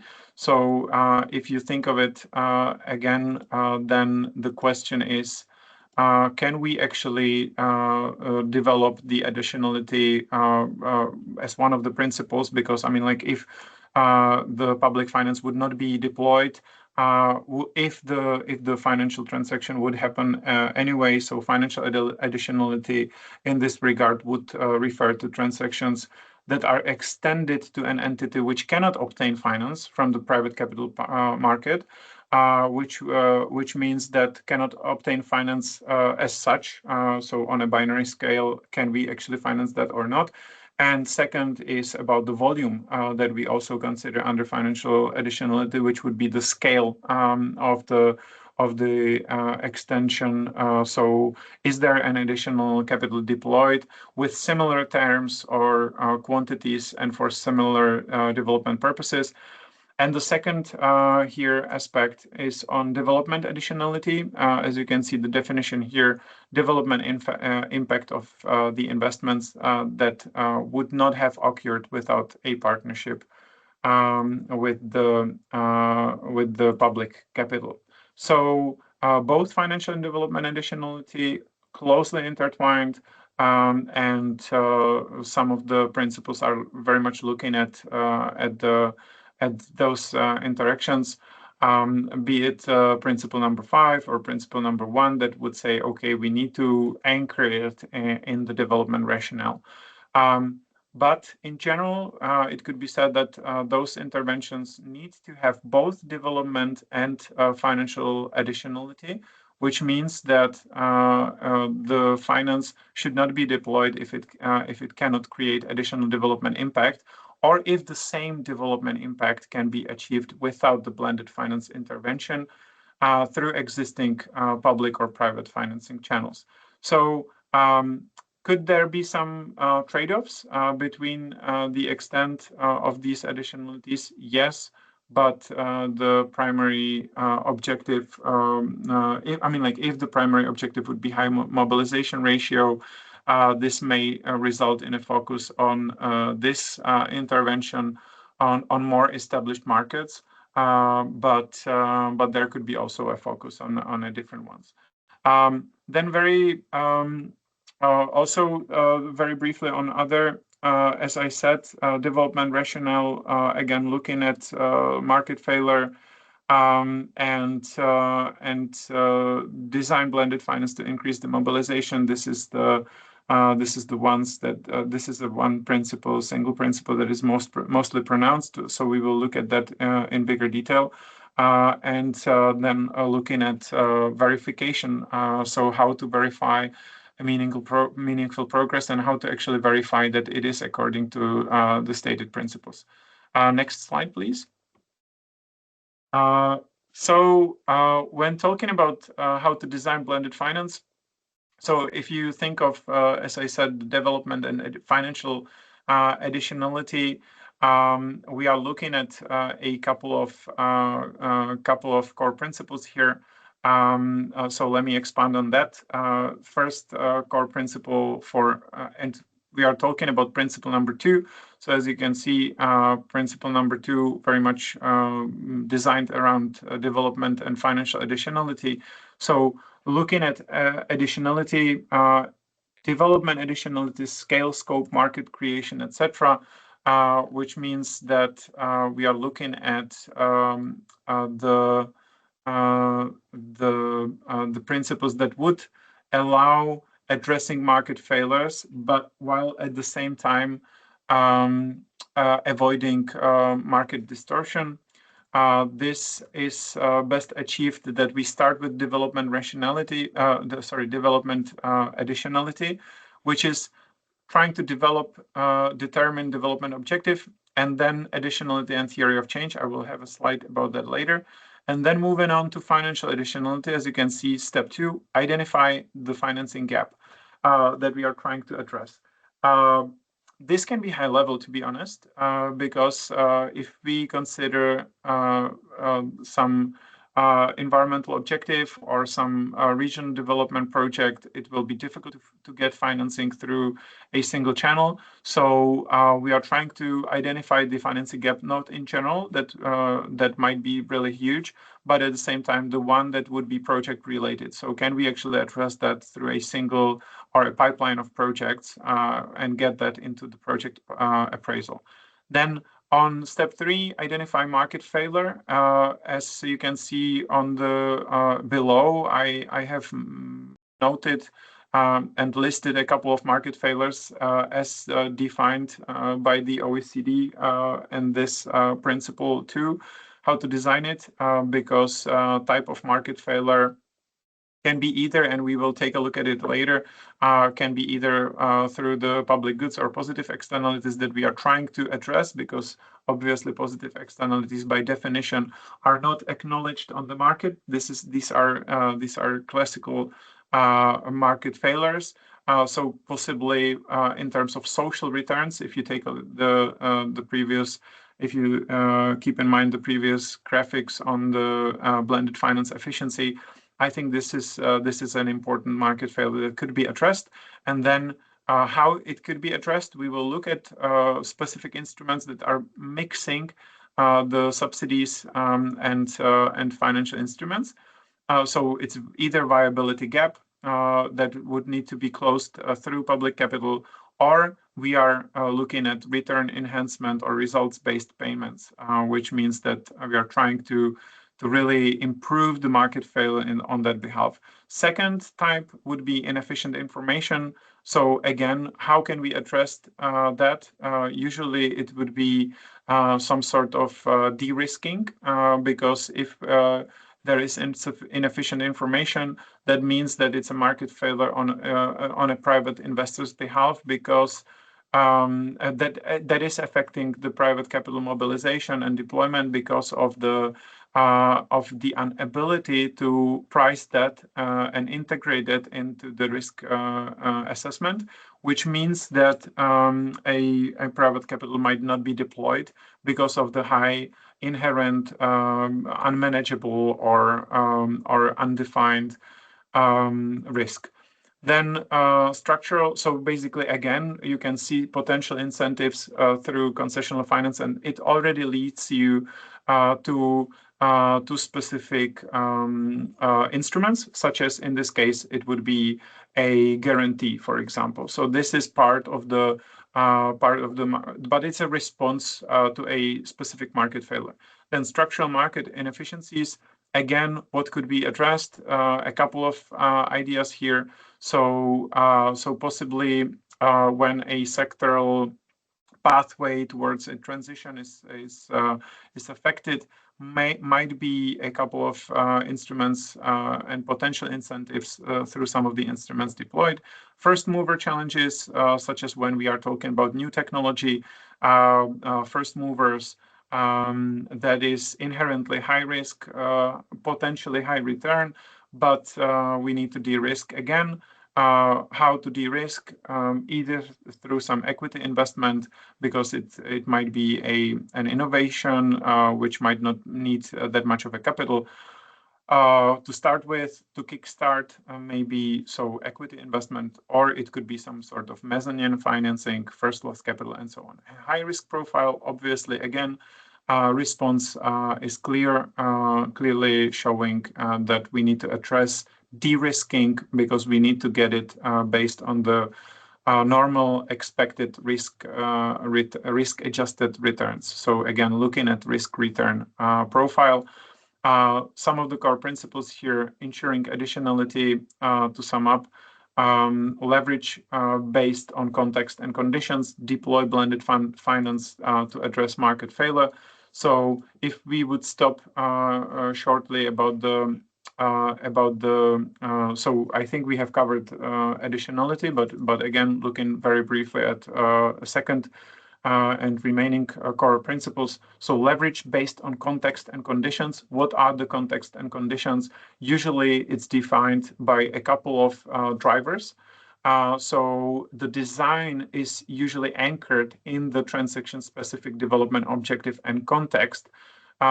So those specific context-specific factors would have a heavy influence on nature of additionality, concessionality, mobilization, and commercial sustainability. So in order to scale, and these drivers would be generally geography. So looking at higher additionality in some of the regions that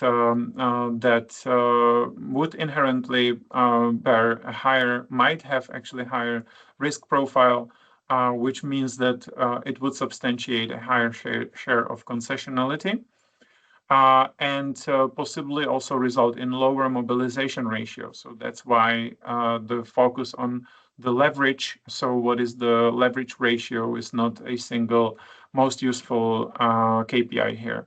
The second is a sector we are operating in. So again, depending on the risk profile and possibly some established regulatory or investment frameworks, track record, all those information might be, again, context specific, that would substantiate higher or lower additionality through the blended finance. And then there might be other drivers, such as stage in the project cycle, which should respond to the dynamic nature of the project cycle. Obviously, there are different risks in the early stage of project development, which means that, okay, maybe there is a need of high share or higher share than usual for concessionality, but at the same time, maybe later during construction phase or during project's operating phase, blended finance would not be needed anymore, because there is a cash flow coming and ensuring the commercial viability. Then obviously there might be other drivers that you can think of, such as market maturity or financial instruments that could be deployed, that could be chosen for that given transaction. So and we have covered those because this should be response and should be answered to the market failure that is identified.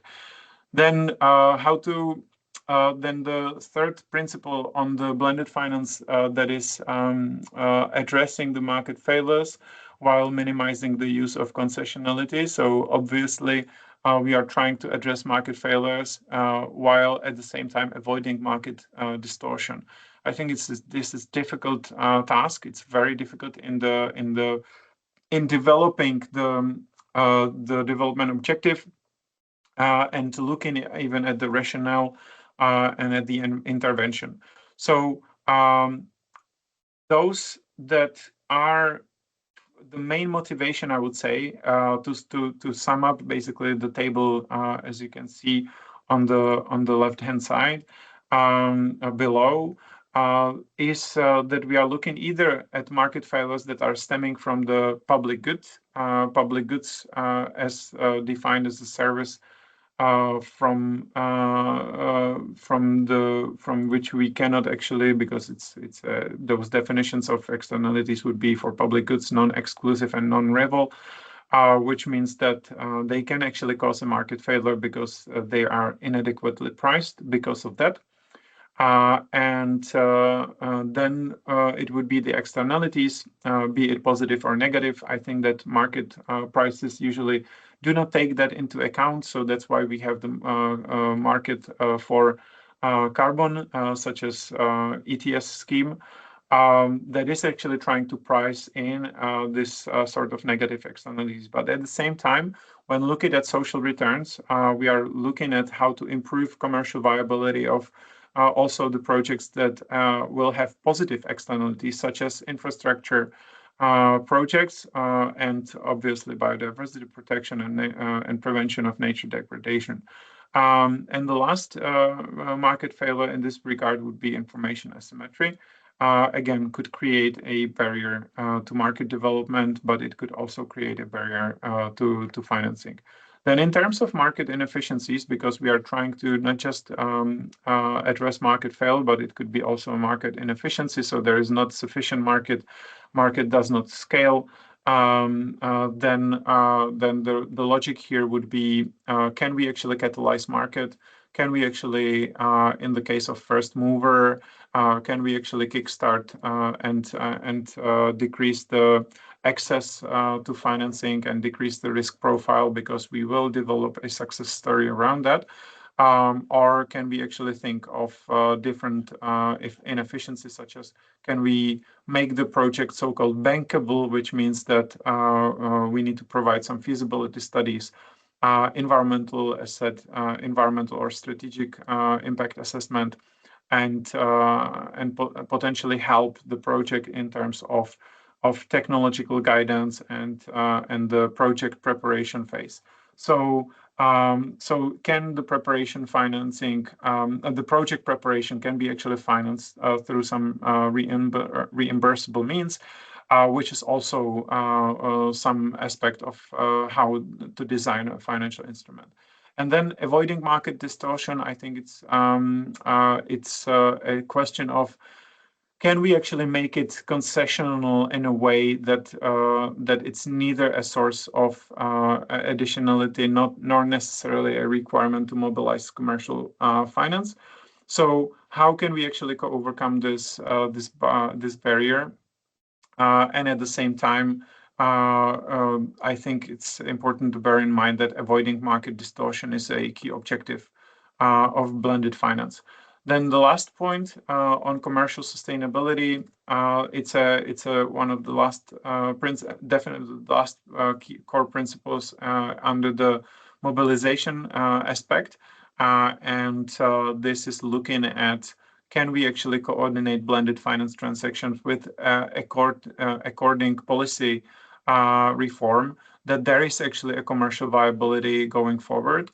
Again, to give you an example that I have seen in practical terms, that is on climate change adaptation. So there is an adaptation solution, and public authorities can actually know that this is not commercially viable. So it does not have the commercial sustainability because it does not generate sufficient income stream.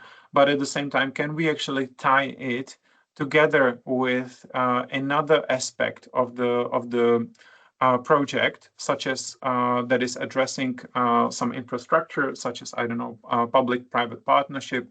So a mechanism that is generating the through some stated period of operational phase is generating stable cash flows for the operator. And can we actually make that bound together? Can we actually bundle the non-income generating part with the income generating part? And that is actually something that a public authority can actually address through the conditions, through the public tender, for example. So can we actually tie it? And you can think of any sort of measure that is preventing or improving the state of the environment, that is not income generating, but can we actually tie it together and not leave it separately outside of the project scope? So can we actually bring it together and bundle it with a project and a cash flow generating aspect? If yes, then it's a key focus. So can actually there be a policy also on a policy area? Can there be a reform that would make that commercially viable? And second, can we actually, when once scaled or once the commercial sustainability is achieved, can we actually exit with blended concessional finance? So I will also try to address that later in concrete examples. On to the next slide. So looking at example theory of change model, because as I've said, it is an important aspect. So when thinking of, and it might be known to some of you, inputs, outputs, outcomes, and impact. So different areas of how to think of it. So obviously what is very easy to follow, it would be the inputs. So what is the additional, what is the finance from some of the donors? This is a specific example that was also mentioned in OECD report for how to evaluate the instruments and mechanisms. And what are the outputs? But most importantly, what would be the outcomes? So can we actually, the theory of change is any sort of causal link between the inputs, so what we put into, such as, I don't know, stated amount of concessionate public capital, and what is the outcome? So what KPIs are we trying to track? And this helps us also evaluating ex post some of the programs that are deploying public capital, but at the same time, it is also helpful in the ex ante phase, which means before the design of the project, the financial instruments and combination possibly with subsidy or grant takes place. So I'm just flagging this because this is definitely not a unique way between input, output, outcome, impact. I think it's widely used. So again, on a theory of change example, this is how actually we should design it when addressing a development rationale that we are trying to address. So focusing clearly on impacts, and then working backwards through some reverse engineering. So the steps back, and what kind of inputs do need to trigger that change? Can it be additional? Again, can it trigger sufficient private capital? Can we have upstream reforms? So building on the approaches, strategic approaches, be it developed by the World Bank Group or by OECD or EBRD. I mean, like all those promotional development banks and development financial institutions are looking at the same aspects. So can there be a return on investment, although slower, albeit maybe not to that extent as is the risk-adjusted return, but can we actually make that work somehow? So those would be the approaches that are theory-based, so theory of change, such as what is the intervention doing in terms of observed results, and then obviously theory of change is indicating various pathways that can lead to an outcome. So it's up to the exact operation and maybe exact deployment of financial instruments, of selected financial instruments, how that can actually work out on the market. So then it's suitable for combination with other evaluation methods. So if we want to actually understand if it does what it is intended to do, what it was intended in the first place, then we need to combine it possibly with other causal assessment methods such as process tracing and looking at causal link from a different perspective. The next slide, please. All right, we are slowly approaching the blended finance instruments. I'll be brief here. There are many examples, but let's start with blended finance instruments that are widely used and common. I discussed to some extent equity instruments, and we will not cover equity instruments going forward. The reason is that usually what is driving meaningful change, like equity, deployment of equity means that it is obviously long-term growth capital, and the capital is raised through issuance of a share. So we would have a share in a company. The company, meaning it could be a special purpose vehicle, it can be a separate entity that would be set up if you think of, I don't know, some public-private partnership. Actually, there could be a joint venture, which is a specific vehicle, a separate legal entity that would be here to collect and distribute the cash flows and also bear some risk.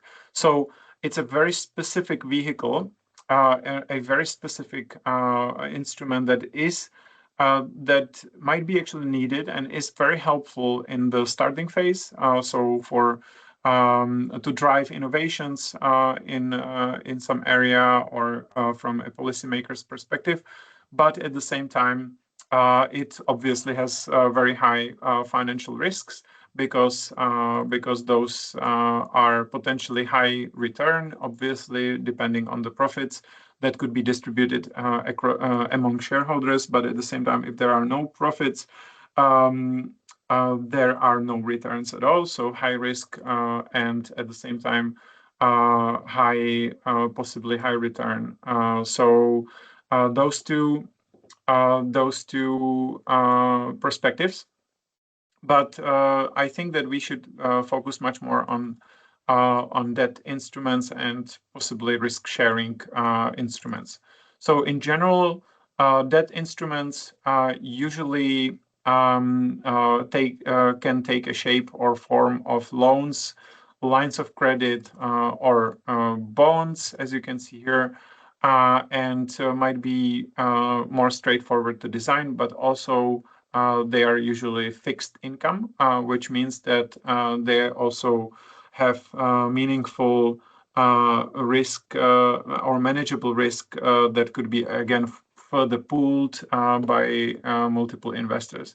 So usually modest, what we can say is modest financial returns, obviously, because it's a fixed income, so typically modest, but at the same time well secured through some sort of collateral, if possible, or through some supporting guarantee scheme or risk-sharing instrument that is working behind, and could actually come up with a manageable level of risks to investors. For portfolio investing, then again, solid option for investment diversification. So might be popular among investors because debt instruments are also low. Like when you take an example of loan, usually very easily subsidized through the provision of technical assistance, such as when we need to kickstart the projects, such as, I don't know, for renovation project or infrastructure financing. Again, there might be a technical guidance and technical assistance needed that might be reimbursable. So this is actually the non-income generating part. And then the margins for investors are still manageable. Then looking at obviously by the design of the instrument, I mean, so the loan volumes, because it is specific in terms of, are we designing smaller investments, might be actually high level of development additionality, but at the same time higher administrative costs. So it depends on the loan volumes and conditions provided by the market, and also by the larger investors, and discussion with the provider of public capital. When looking at first loss capital, might mean different things. It could be first loss guarantee, which is a risk-sharing instrument, a guarantee. But it could also take an example of mezzanine instrument. Mezzanine means that it is somewhere in the middle of debt and equity, which means that it has some equity elements, meaning it has higher risk profile, but at the same time, it keeps the debt characteristics such as fixed income. So regardless on the profitability of the business that it can generate, so it's somewhere in the middle. Usually, it accelerates impact. At the same time, it's called catalytic first loss capital. Because it can de-risk the investment opportunity for other private investors that would be otherwise reluctant. So if they can actually take a look and would say, okay, the national promotional or development bank would take a hit, or a state would, government or regional authority would take a hit through some of the vehicles deployed, then it can de-risk again and improve the risk-return profile. So in general, very important mezzanine instrument that is appearing in mainstream finance, I would say, and usually shows to other investors viability of a deal. Can be also a longer-term investments to gain leverage for impact. And the recipients can better meet their investment obligations and possibly gain competitive advantage over other funds. Then guarantees, and as I said, this is non-exhaustive list because we can also think of insurance schemes, and guarantees and insurance are actually, commercially speaking, they are sharing very similar logic behind it, because insurance is also committed to and agrees to pay part of or the entire value of a loan or equity or other instruments as defined. But so basically, it's tied to the event that would be that is insured. So event that we have no idea if it happens in the future in the first place. So it has a degree of uncertainty and inherent risks involved. But I would say that the option, the benefit is usually that a guarantor agrees to pay a given amount in the event of non-payment or loss of value, which inherently consequently reduces risk. And so we can tap actually some of the investors that that are more risk averse. So again, on their approach to risk might be different. They might be more sensitive to it, and then they could be also attractive because they optimize the use of public funds. So if you think of it, guarantee under a different public authority scheme might not be a deficit operation when taking a look at the budget, because obviously there are more ways on how to financially report the public budgets and public deficits.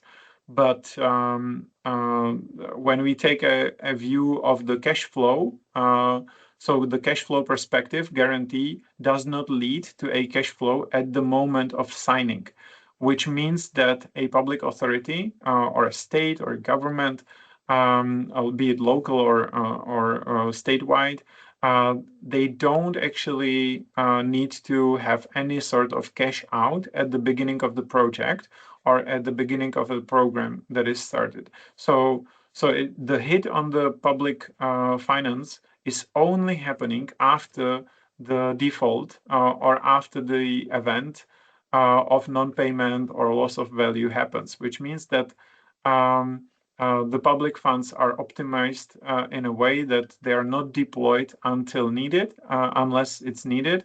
So the postponement of the cash out and cash payment and disbursement is only for the actual losses happening. So there is a different financial reporting treatment. So that might actually make the instrument more popular for public authorities. At the same time, we need to acknowledge that it is a contingent liability. So it depends on the approach, how to treat contingent liabilities. So should we actually be on the safe side and approach it through the maximum exposure amount, or should we actually already integrate it that we know that a couple of percent and would go default, and the risk, the event of trigger event for a guarantee would come up. So that's it. That is a question of how to treat contingent liabilities, and I cannot say what is the approach across the EU. Usually, it's a combination. But it's not a question of cash out and cash flow statement, but it's more about accrual accounting, which is standardized for the purposes of the European system of accounts. So how to actually account for public finance. But in general, again, if a guarantee is invoked, and then it's counted on the cash flow basis, and when we compare it to insurance, the insurance might be more flexible because guarantee is very attractive, such as bank guarantee is very attractive on the market because there is a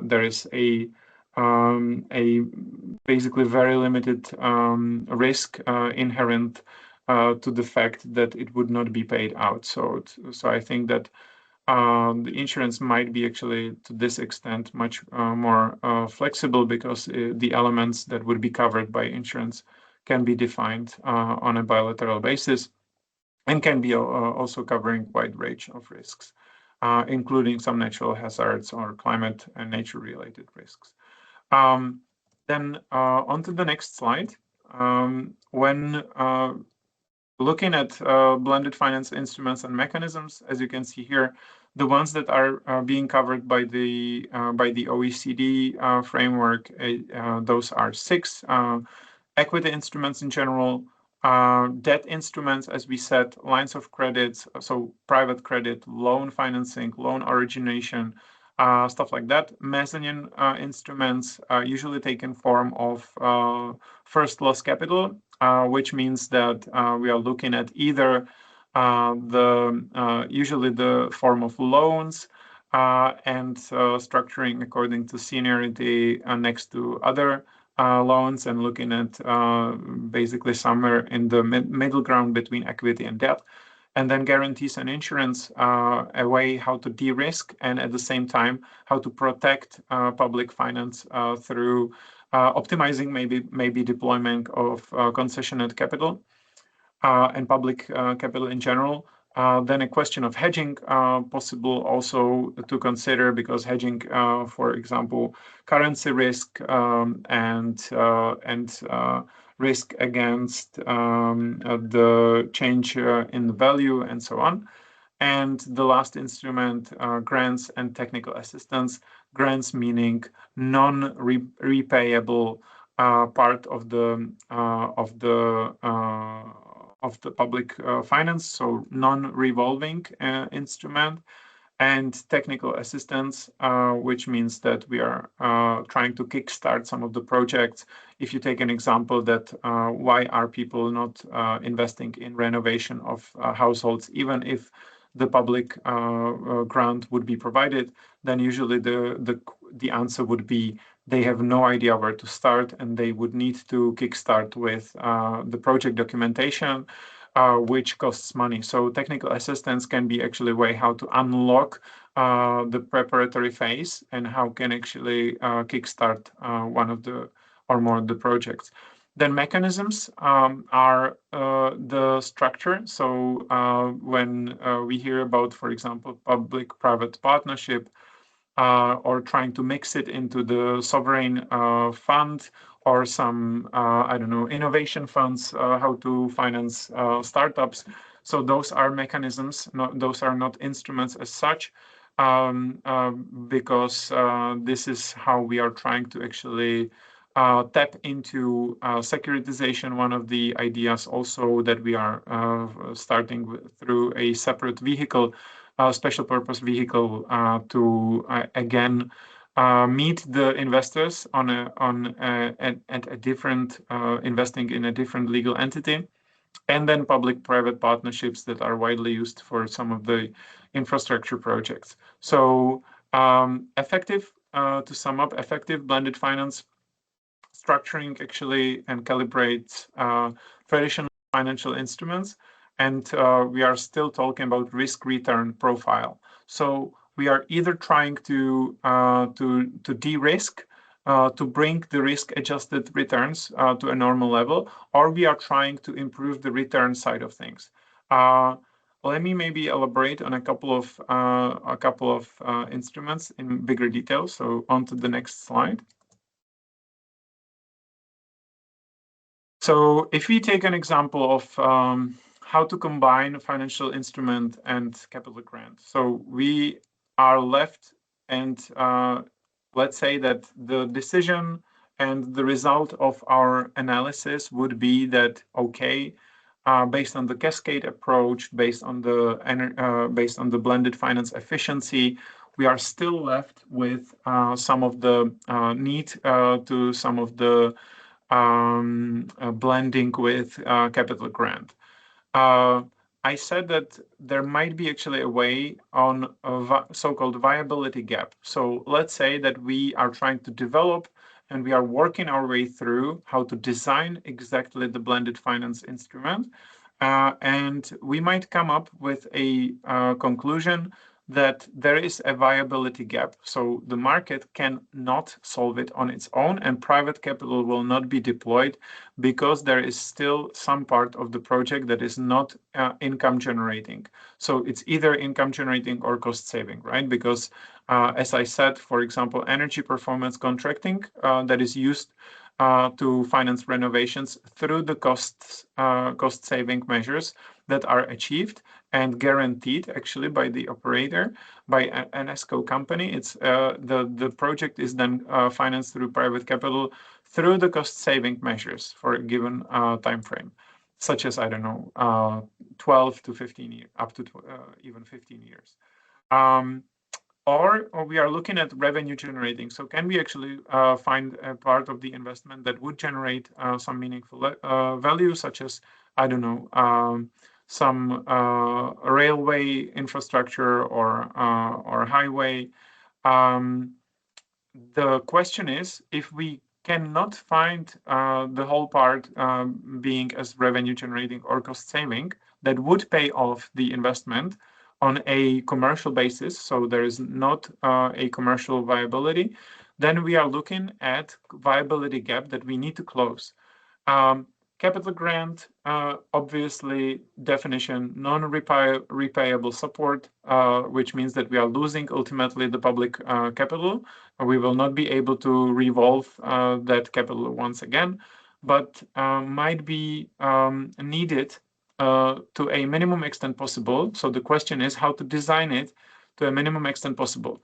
So an example in infrastructure finance would be, as I said, to bundle it together with a project that is actually revenue generating / cost saving. So part of the investment can actually survive on its own on a commercial basis, and maybe try to dissect this viability gap that would need to be closed. So the capital grant here is trying to cover the non-revenue generating or non-cost saving part of the investment, which might be the case such as, I don't know, think of, again, nature. When you think of nature credit, can we actually maybe finance that through the viability gap that is on top of the public goods or social transfer investment? And can we actually close the gap through capital grant? Then on sustainable infrastructure, smaller projects that face limited demand and high costs to connect to the network. This is exactly the viability gap that we are trying to address. So again, when designing the instrument, we are specifically looking at the topic of capital grant.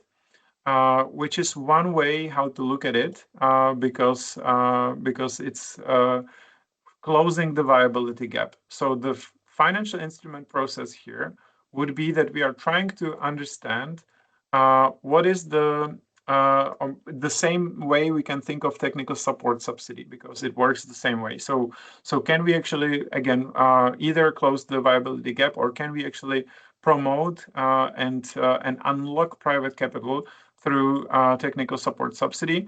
And if we actually conclude that a capital grant and the viability gap would need to be closed, then the grant will not be repaid unless it should always cover distinct expenditure items. So possibly connecting the viability gap to specific expenditures and financial viability, again, as a minimum that would need to be closed. The final recipients might need to prove the capacity to repay the remainder of the investment, but this would be the part that is not performance based, but this is a viability gap that is closed. So it's a very specific deployment that is addressing a market failure and would not be connected to performance of the investment. So a specific design leading to specific outcomes and possibly impact. On to the next slide. Now we would look at combination with performance-based perspective. So if you take an example of performance-based grant, this means that the capital part of the non-repayable support that would be provided here would be in a form of capital grant.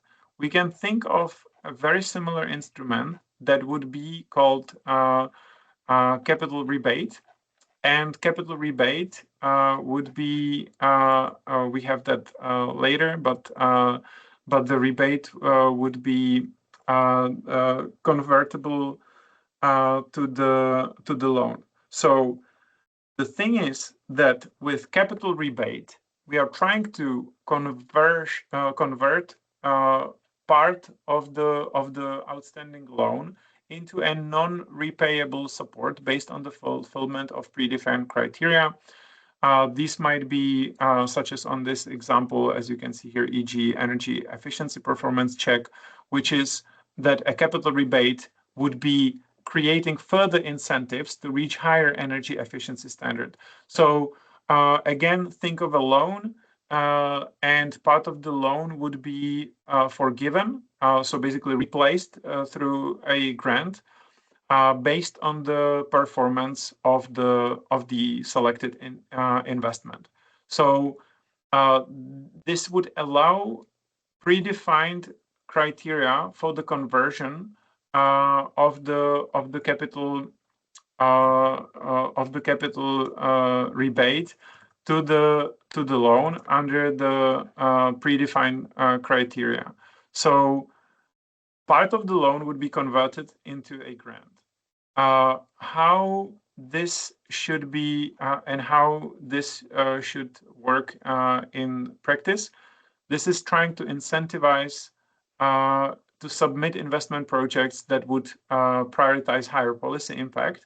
I think it's clear that there is a clear alignment, because what we are trying is to address market failure and at the same time get a full alignment between the objectives of the public capital, so financing with meaningful social return, and at the same time awarding a company, an operator, a developer through the meaning of the KPIs. So it can be on a sliding scale, and the capital rebate at the beginning of the which is difficult to for the design of the product and the financial instrument combining with the grant is that there will be predefined criteria, and a trigger point would be, for example, the efficiency or the impact, meaningful impact over the top of the investment. So it's a performance. It's a sort of performance reward. That is when we were talking about the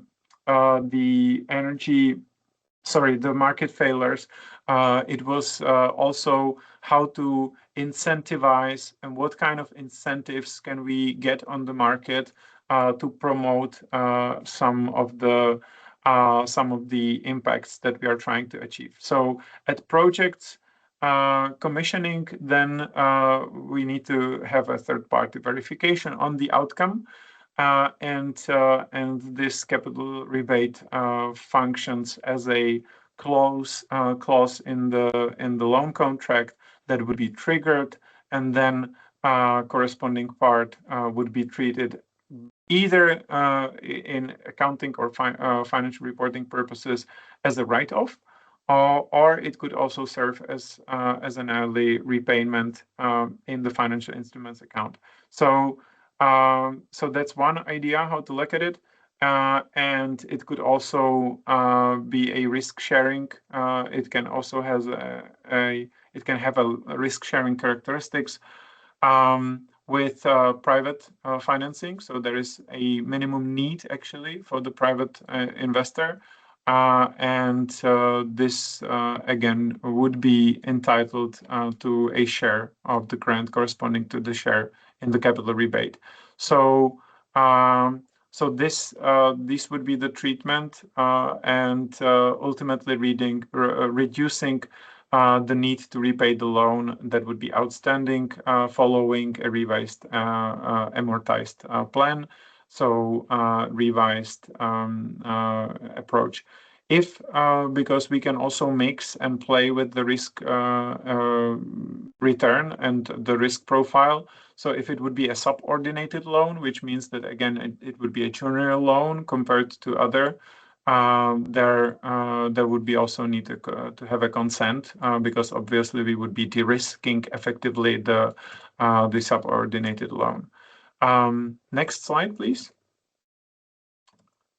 So when looking at recoverable grant, the recoverable grant is, and I think this is the last slide I have before the Q&A session.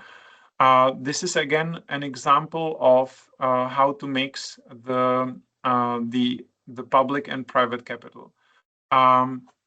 In general, I can refer also to the financial instrument compass, FI compass, developed by the European Commission. So specifically looking at combination of financial instruments and grants, because here I think that something similar that was originally invented for the 2021 to 2027 multi-annual financial framework policy cycle and the EU funds that could be structured in financial instruments in combination with non-repayable portions.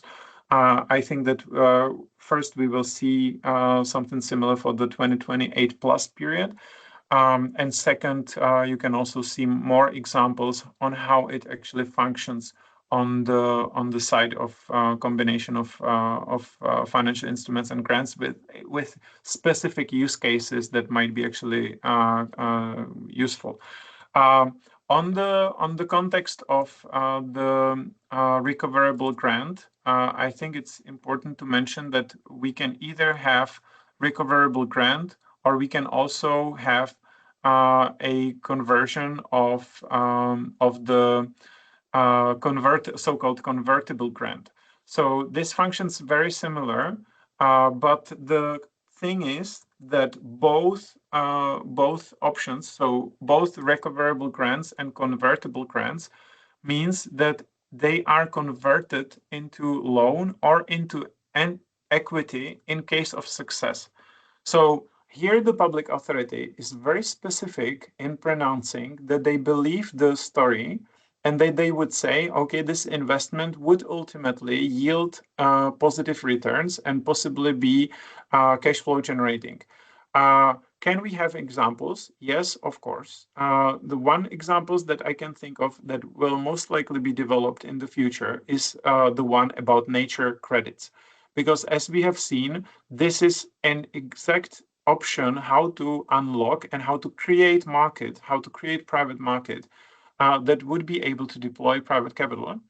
And at the same time, there would be upfront investments and there is high inherent risk. So as you can see here, the idea behind recoverable or convertible grant, which is for the equity part, would be that the public authority would say, we think that we can actually create a success, meaning that it can be revenue generating or there will be an income stream either through cost savings measures compared to status quo or a revenue generation in terms of the cash flows of the investment project, such as for the adaptation measure or biodiversity measure, again, trying to bundle it together with a revenue generation or cost saving.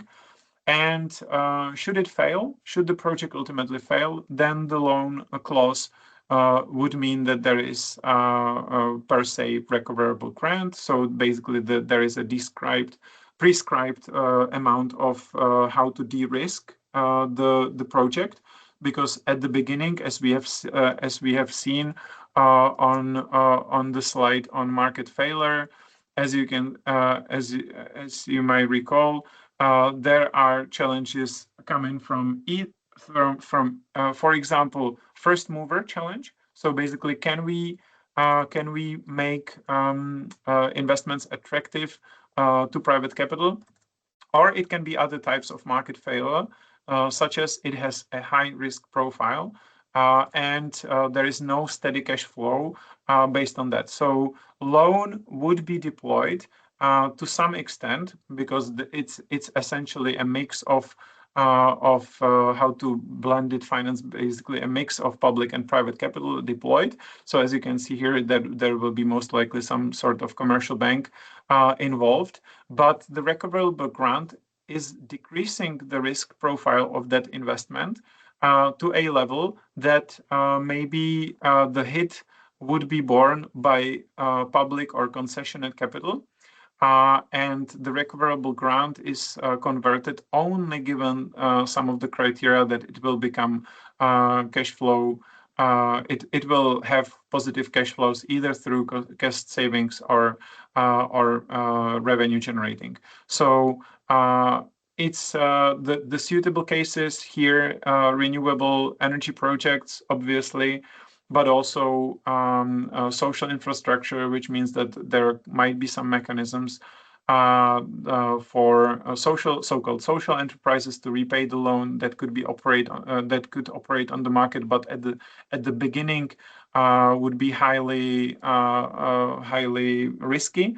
And then it's a question of preference. Are we looking at equity? Because usually if it would be a convertible grant, that would be converted not into loan in case of success, but into an equity share in case of success, then it's a question of maybe a less amount of money, so less additionality in terms of financial additionality, but looking at a bigger development additionality. When it comes to recoverable grant, that is connected to loan conversion, then it's a question of can maybe a bigger financial additionality, because in absolute amounts, a recoverable grant function would be and portion would be in absolute terms bigger, but at the same time, to a lesser extent, the development additionality, obviously, because the leverage ratio, as you can see here. I mean, like it's a hypothetical example, but might be needed to test against. So to conclude, I mean, when looking at those kind of combinations of public and private capital, it's important to address market failure first, to have in mind what are we trying to incentivizing, and then play, which is usually a trial and error, trying to get the potential investors to the table and looking at trying to integrate their perspectives. So what is their opinion on how should be a guarantee kept? How should it be designed? We have many examples, I think, across all the EU member states that are working, because to some extent these examples are on the EU funds, but obviously these could be very much adopted also through some public funds that would be deployed on be it on the regional level, be it on the development or promotional bank or development financial institutions level, but also on the government as a whole. So basically, how should the subsidies be best deployed? And the question is here, can we actually get to the risk-adjusted rate of return that would make it attractive? So not really solely focusing on the leverage ratio, because people are usually obsessed when talking about how to mobilize private capital, but people would be obsessed with this characteristics, but it's just one of the aspects to look at. Obviously, we would need to have some substantial amounts of subsidies or non-repayable parts, but the question is, can we actually design it in a way that that first it would not create market distortion, but it's addressing instead of the instead of the market failure, and then can we actually intervene upstream? So basically, create a market, unlock the private capital for these purposes, and then it's a question of private compared to social returns. So looking at positive externalities, looking at the public goods that we are trying to finance, be it a positive state of the environment, nature restoration projects, and the question is, can we actually deploy public money in a way that they would be with minimum concessionality, so to a minimum extent possible, because we have huge opportunity costs if we are not financing projects that yield the biggest social returns. So we are trying on one hand to bring the internal rate of returns for private investors and private entrepreneurs to a reasonable level, while at the same time trying to fulfill the maximization of social returns. So those are the key aspects that we need to look at. And it's as I said, it might be a trial and error calculation, because when talking about should we make the recoverable grant at 20% or should it be 30%? Then the question is, always integrate the perspective of a private investor. So can we actually make it happen in terms of risk-adjusted rate of return? And this is the answer. Can a recoverable grant actually function as such if it would be designed with 30%? If 30% is too much, then we need to decrease that level, because we have other projects and other public goods and social transfers that we need to finance as a state or as a regional development authority. So there is only as much we can do with those deployment of public finance. And last thing, to conclude, I think that to some extent, part of the exercise obviously might be what is the financing gap that we are trying to close. And we should be always looking at ways how to close it through private channels, because they are available and they have much bigger aspects. If you take an example of sustainability and environmental goals, most of the finances to the transition to the net zero and sustainable economy is coming or should be coming from private sources.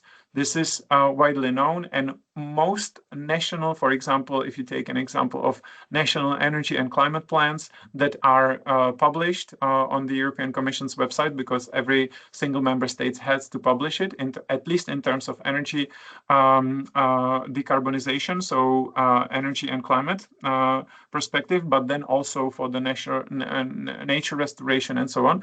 Usually, when you look at the financing part, it is stated that most of the parts is coming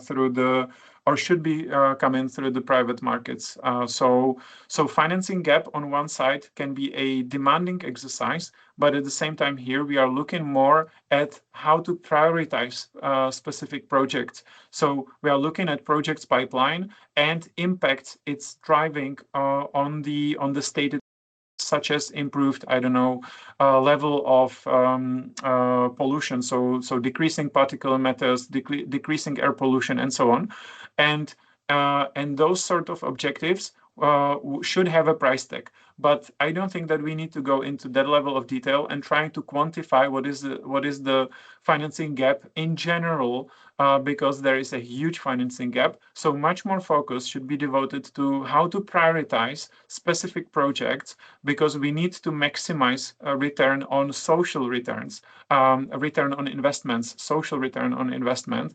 on behalf of the public money that could be deployed, because there are many purposes for other purposes that could be deployed, and it's sometimes frustrating to see that the private capital is not deployed because it was not considered in the first phase, because there was a status quo, because there was not an upstream policy intervention in the first place that would unlock the capital. So I will stop here. Thank you very much.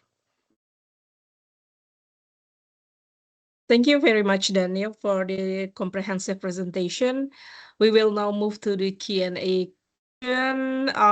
So we already collected 3 questions. Maybe I need to write from the bottom, from our partner, Spain, Luis Soriano. I will read the question first. What practical steps should local administration take to align their subsidy strategies with the EU taxonomy roadmap? So maybe we can answer one by one, or yeah. I think we need to answer it one by one first, and then go to another question. Okay. Yeah. So so should I start with the because for me the first question would be on the green bond standard, right? You see it the same way, I think. No, it's the bottom from Luis Soriano. Okay. Yeah. Okay. I see it now. Okay, yeah. Perfect. Thank you. Yeah. So what practical steps should local administrations take to align their subsidy strategies with the EU taxonomy roadmap? That's an amazing question. So well, I think that the usual first step would be to look at the do no significant harm level. So what I would suggest is to start with the do no significant harm, which is a lower threshold, and really work slowly, because I mean, like it can take some time before becoming basically mainstream to really consider environmental characteristics. So the usual starting point is, and broad consensus can be made around the do no significant harm approach. So I would start definitely with do no significant harm.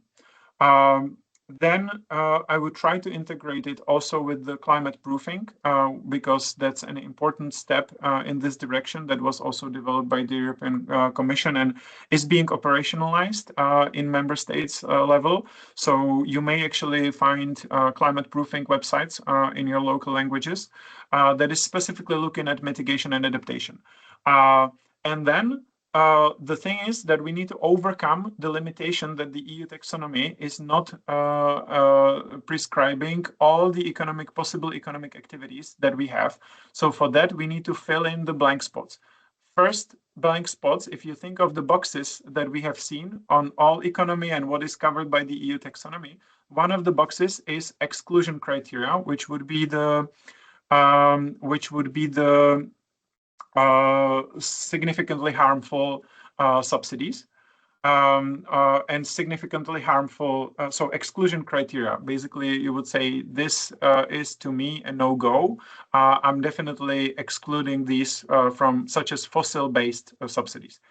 And then we are trying to align to some moderate improvements. So can we actually make good use of substantial contribution level? But I would use substantial contribution level as a later step, because also if you think of the state budgets and public budgets, public capital, it's about green budgeting, and green budgeting is starting with green tagging and not about meaningful impact the public capital has on the environment. So it's usually last step looking at impacts. First step is making sure that a subsidy is not creating significant harm, and I think that the EU taxonomy can be a great start, be it EU finance deployed or EU funds or national funds being deployed, and also private capital is used to the do no significant harm framework.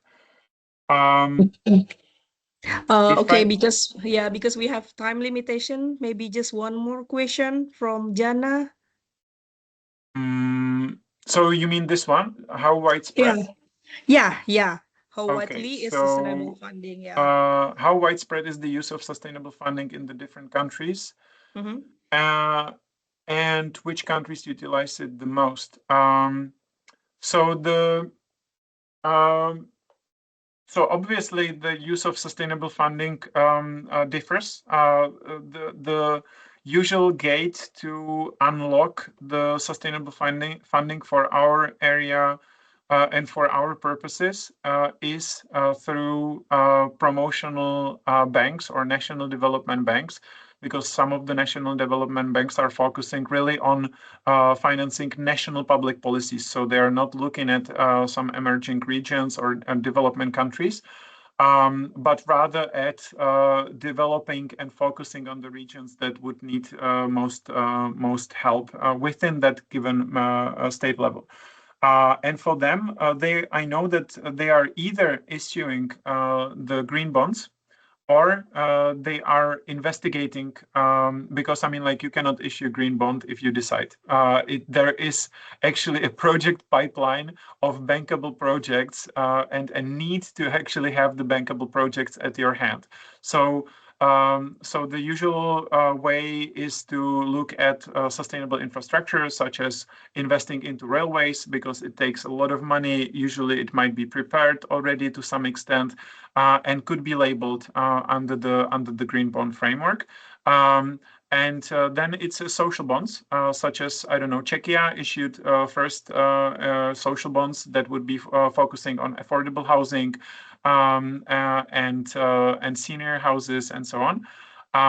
So this could be deployed, but widespread, difficult to assess, because also green bonds are happening on sub-sovereign levels, which means that some of the local authorities would connect with either commercial bank or again a promotional bank or development financial institutions. And are trying to work their way through. There was also one question on ICMA standards / EU green bond standards, so I will try to connect that a bit, but could be suitable for, I would say, in general, for all countries. The question is, can we actually have the projects up and ready according to stated methodology? Because it's either EU taxonomy or it's widely, let's say, used transparency framework that would say, okay, money would be allocated in a certain way. There are many ways how to do it. I know that, for example, German Federal Ministry of Finance is issuing green bonds as well, but they are looking at some of the aspects that they don't have projects at hand when they do the issuance. So the key point here is to be transparent. Some of the banks there is a huge appetite on investors' behalf, so it can be also a source of cheap financing. Can I make one more, or are we? I think we already running out of time, Daniel. I'm so Okay. sorry. We need to So in close. that case, I Yeah. would suggest that people can reach out to me on a case by case basis. I'm happy to answer Yeah, all the yeah. questions. Okay, perfect. So I think because we have time limitation here, that Q&A question, the Q&A session concludes today NATUREFIN Expert webinar on EU taxonomy and blended finance for regional development. On behalf of the NATUREFIN partnership, I would like to thank you for Daniel Houska for his excellent presentation and all participants for your attention and engagement. As mentioned earlier, the recording will be available and will be sent this week. Thank you once again for joining us and have a pleasant day. See you. Bye-bye. Thank you very much. Bye-bye. Thank you.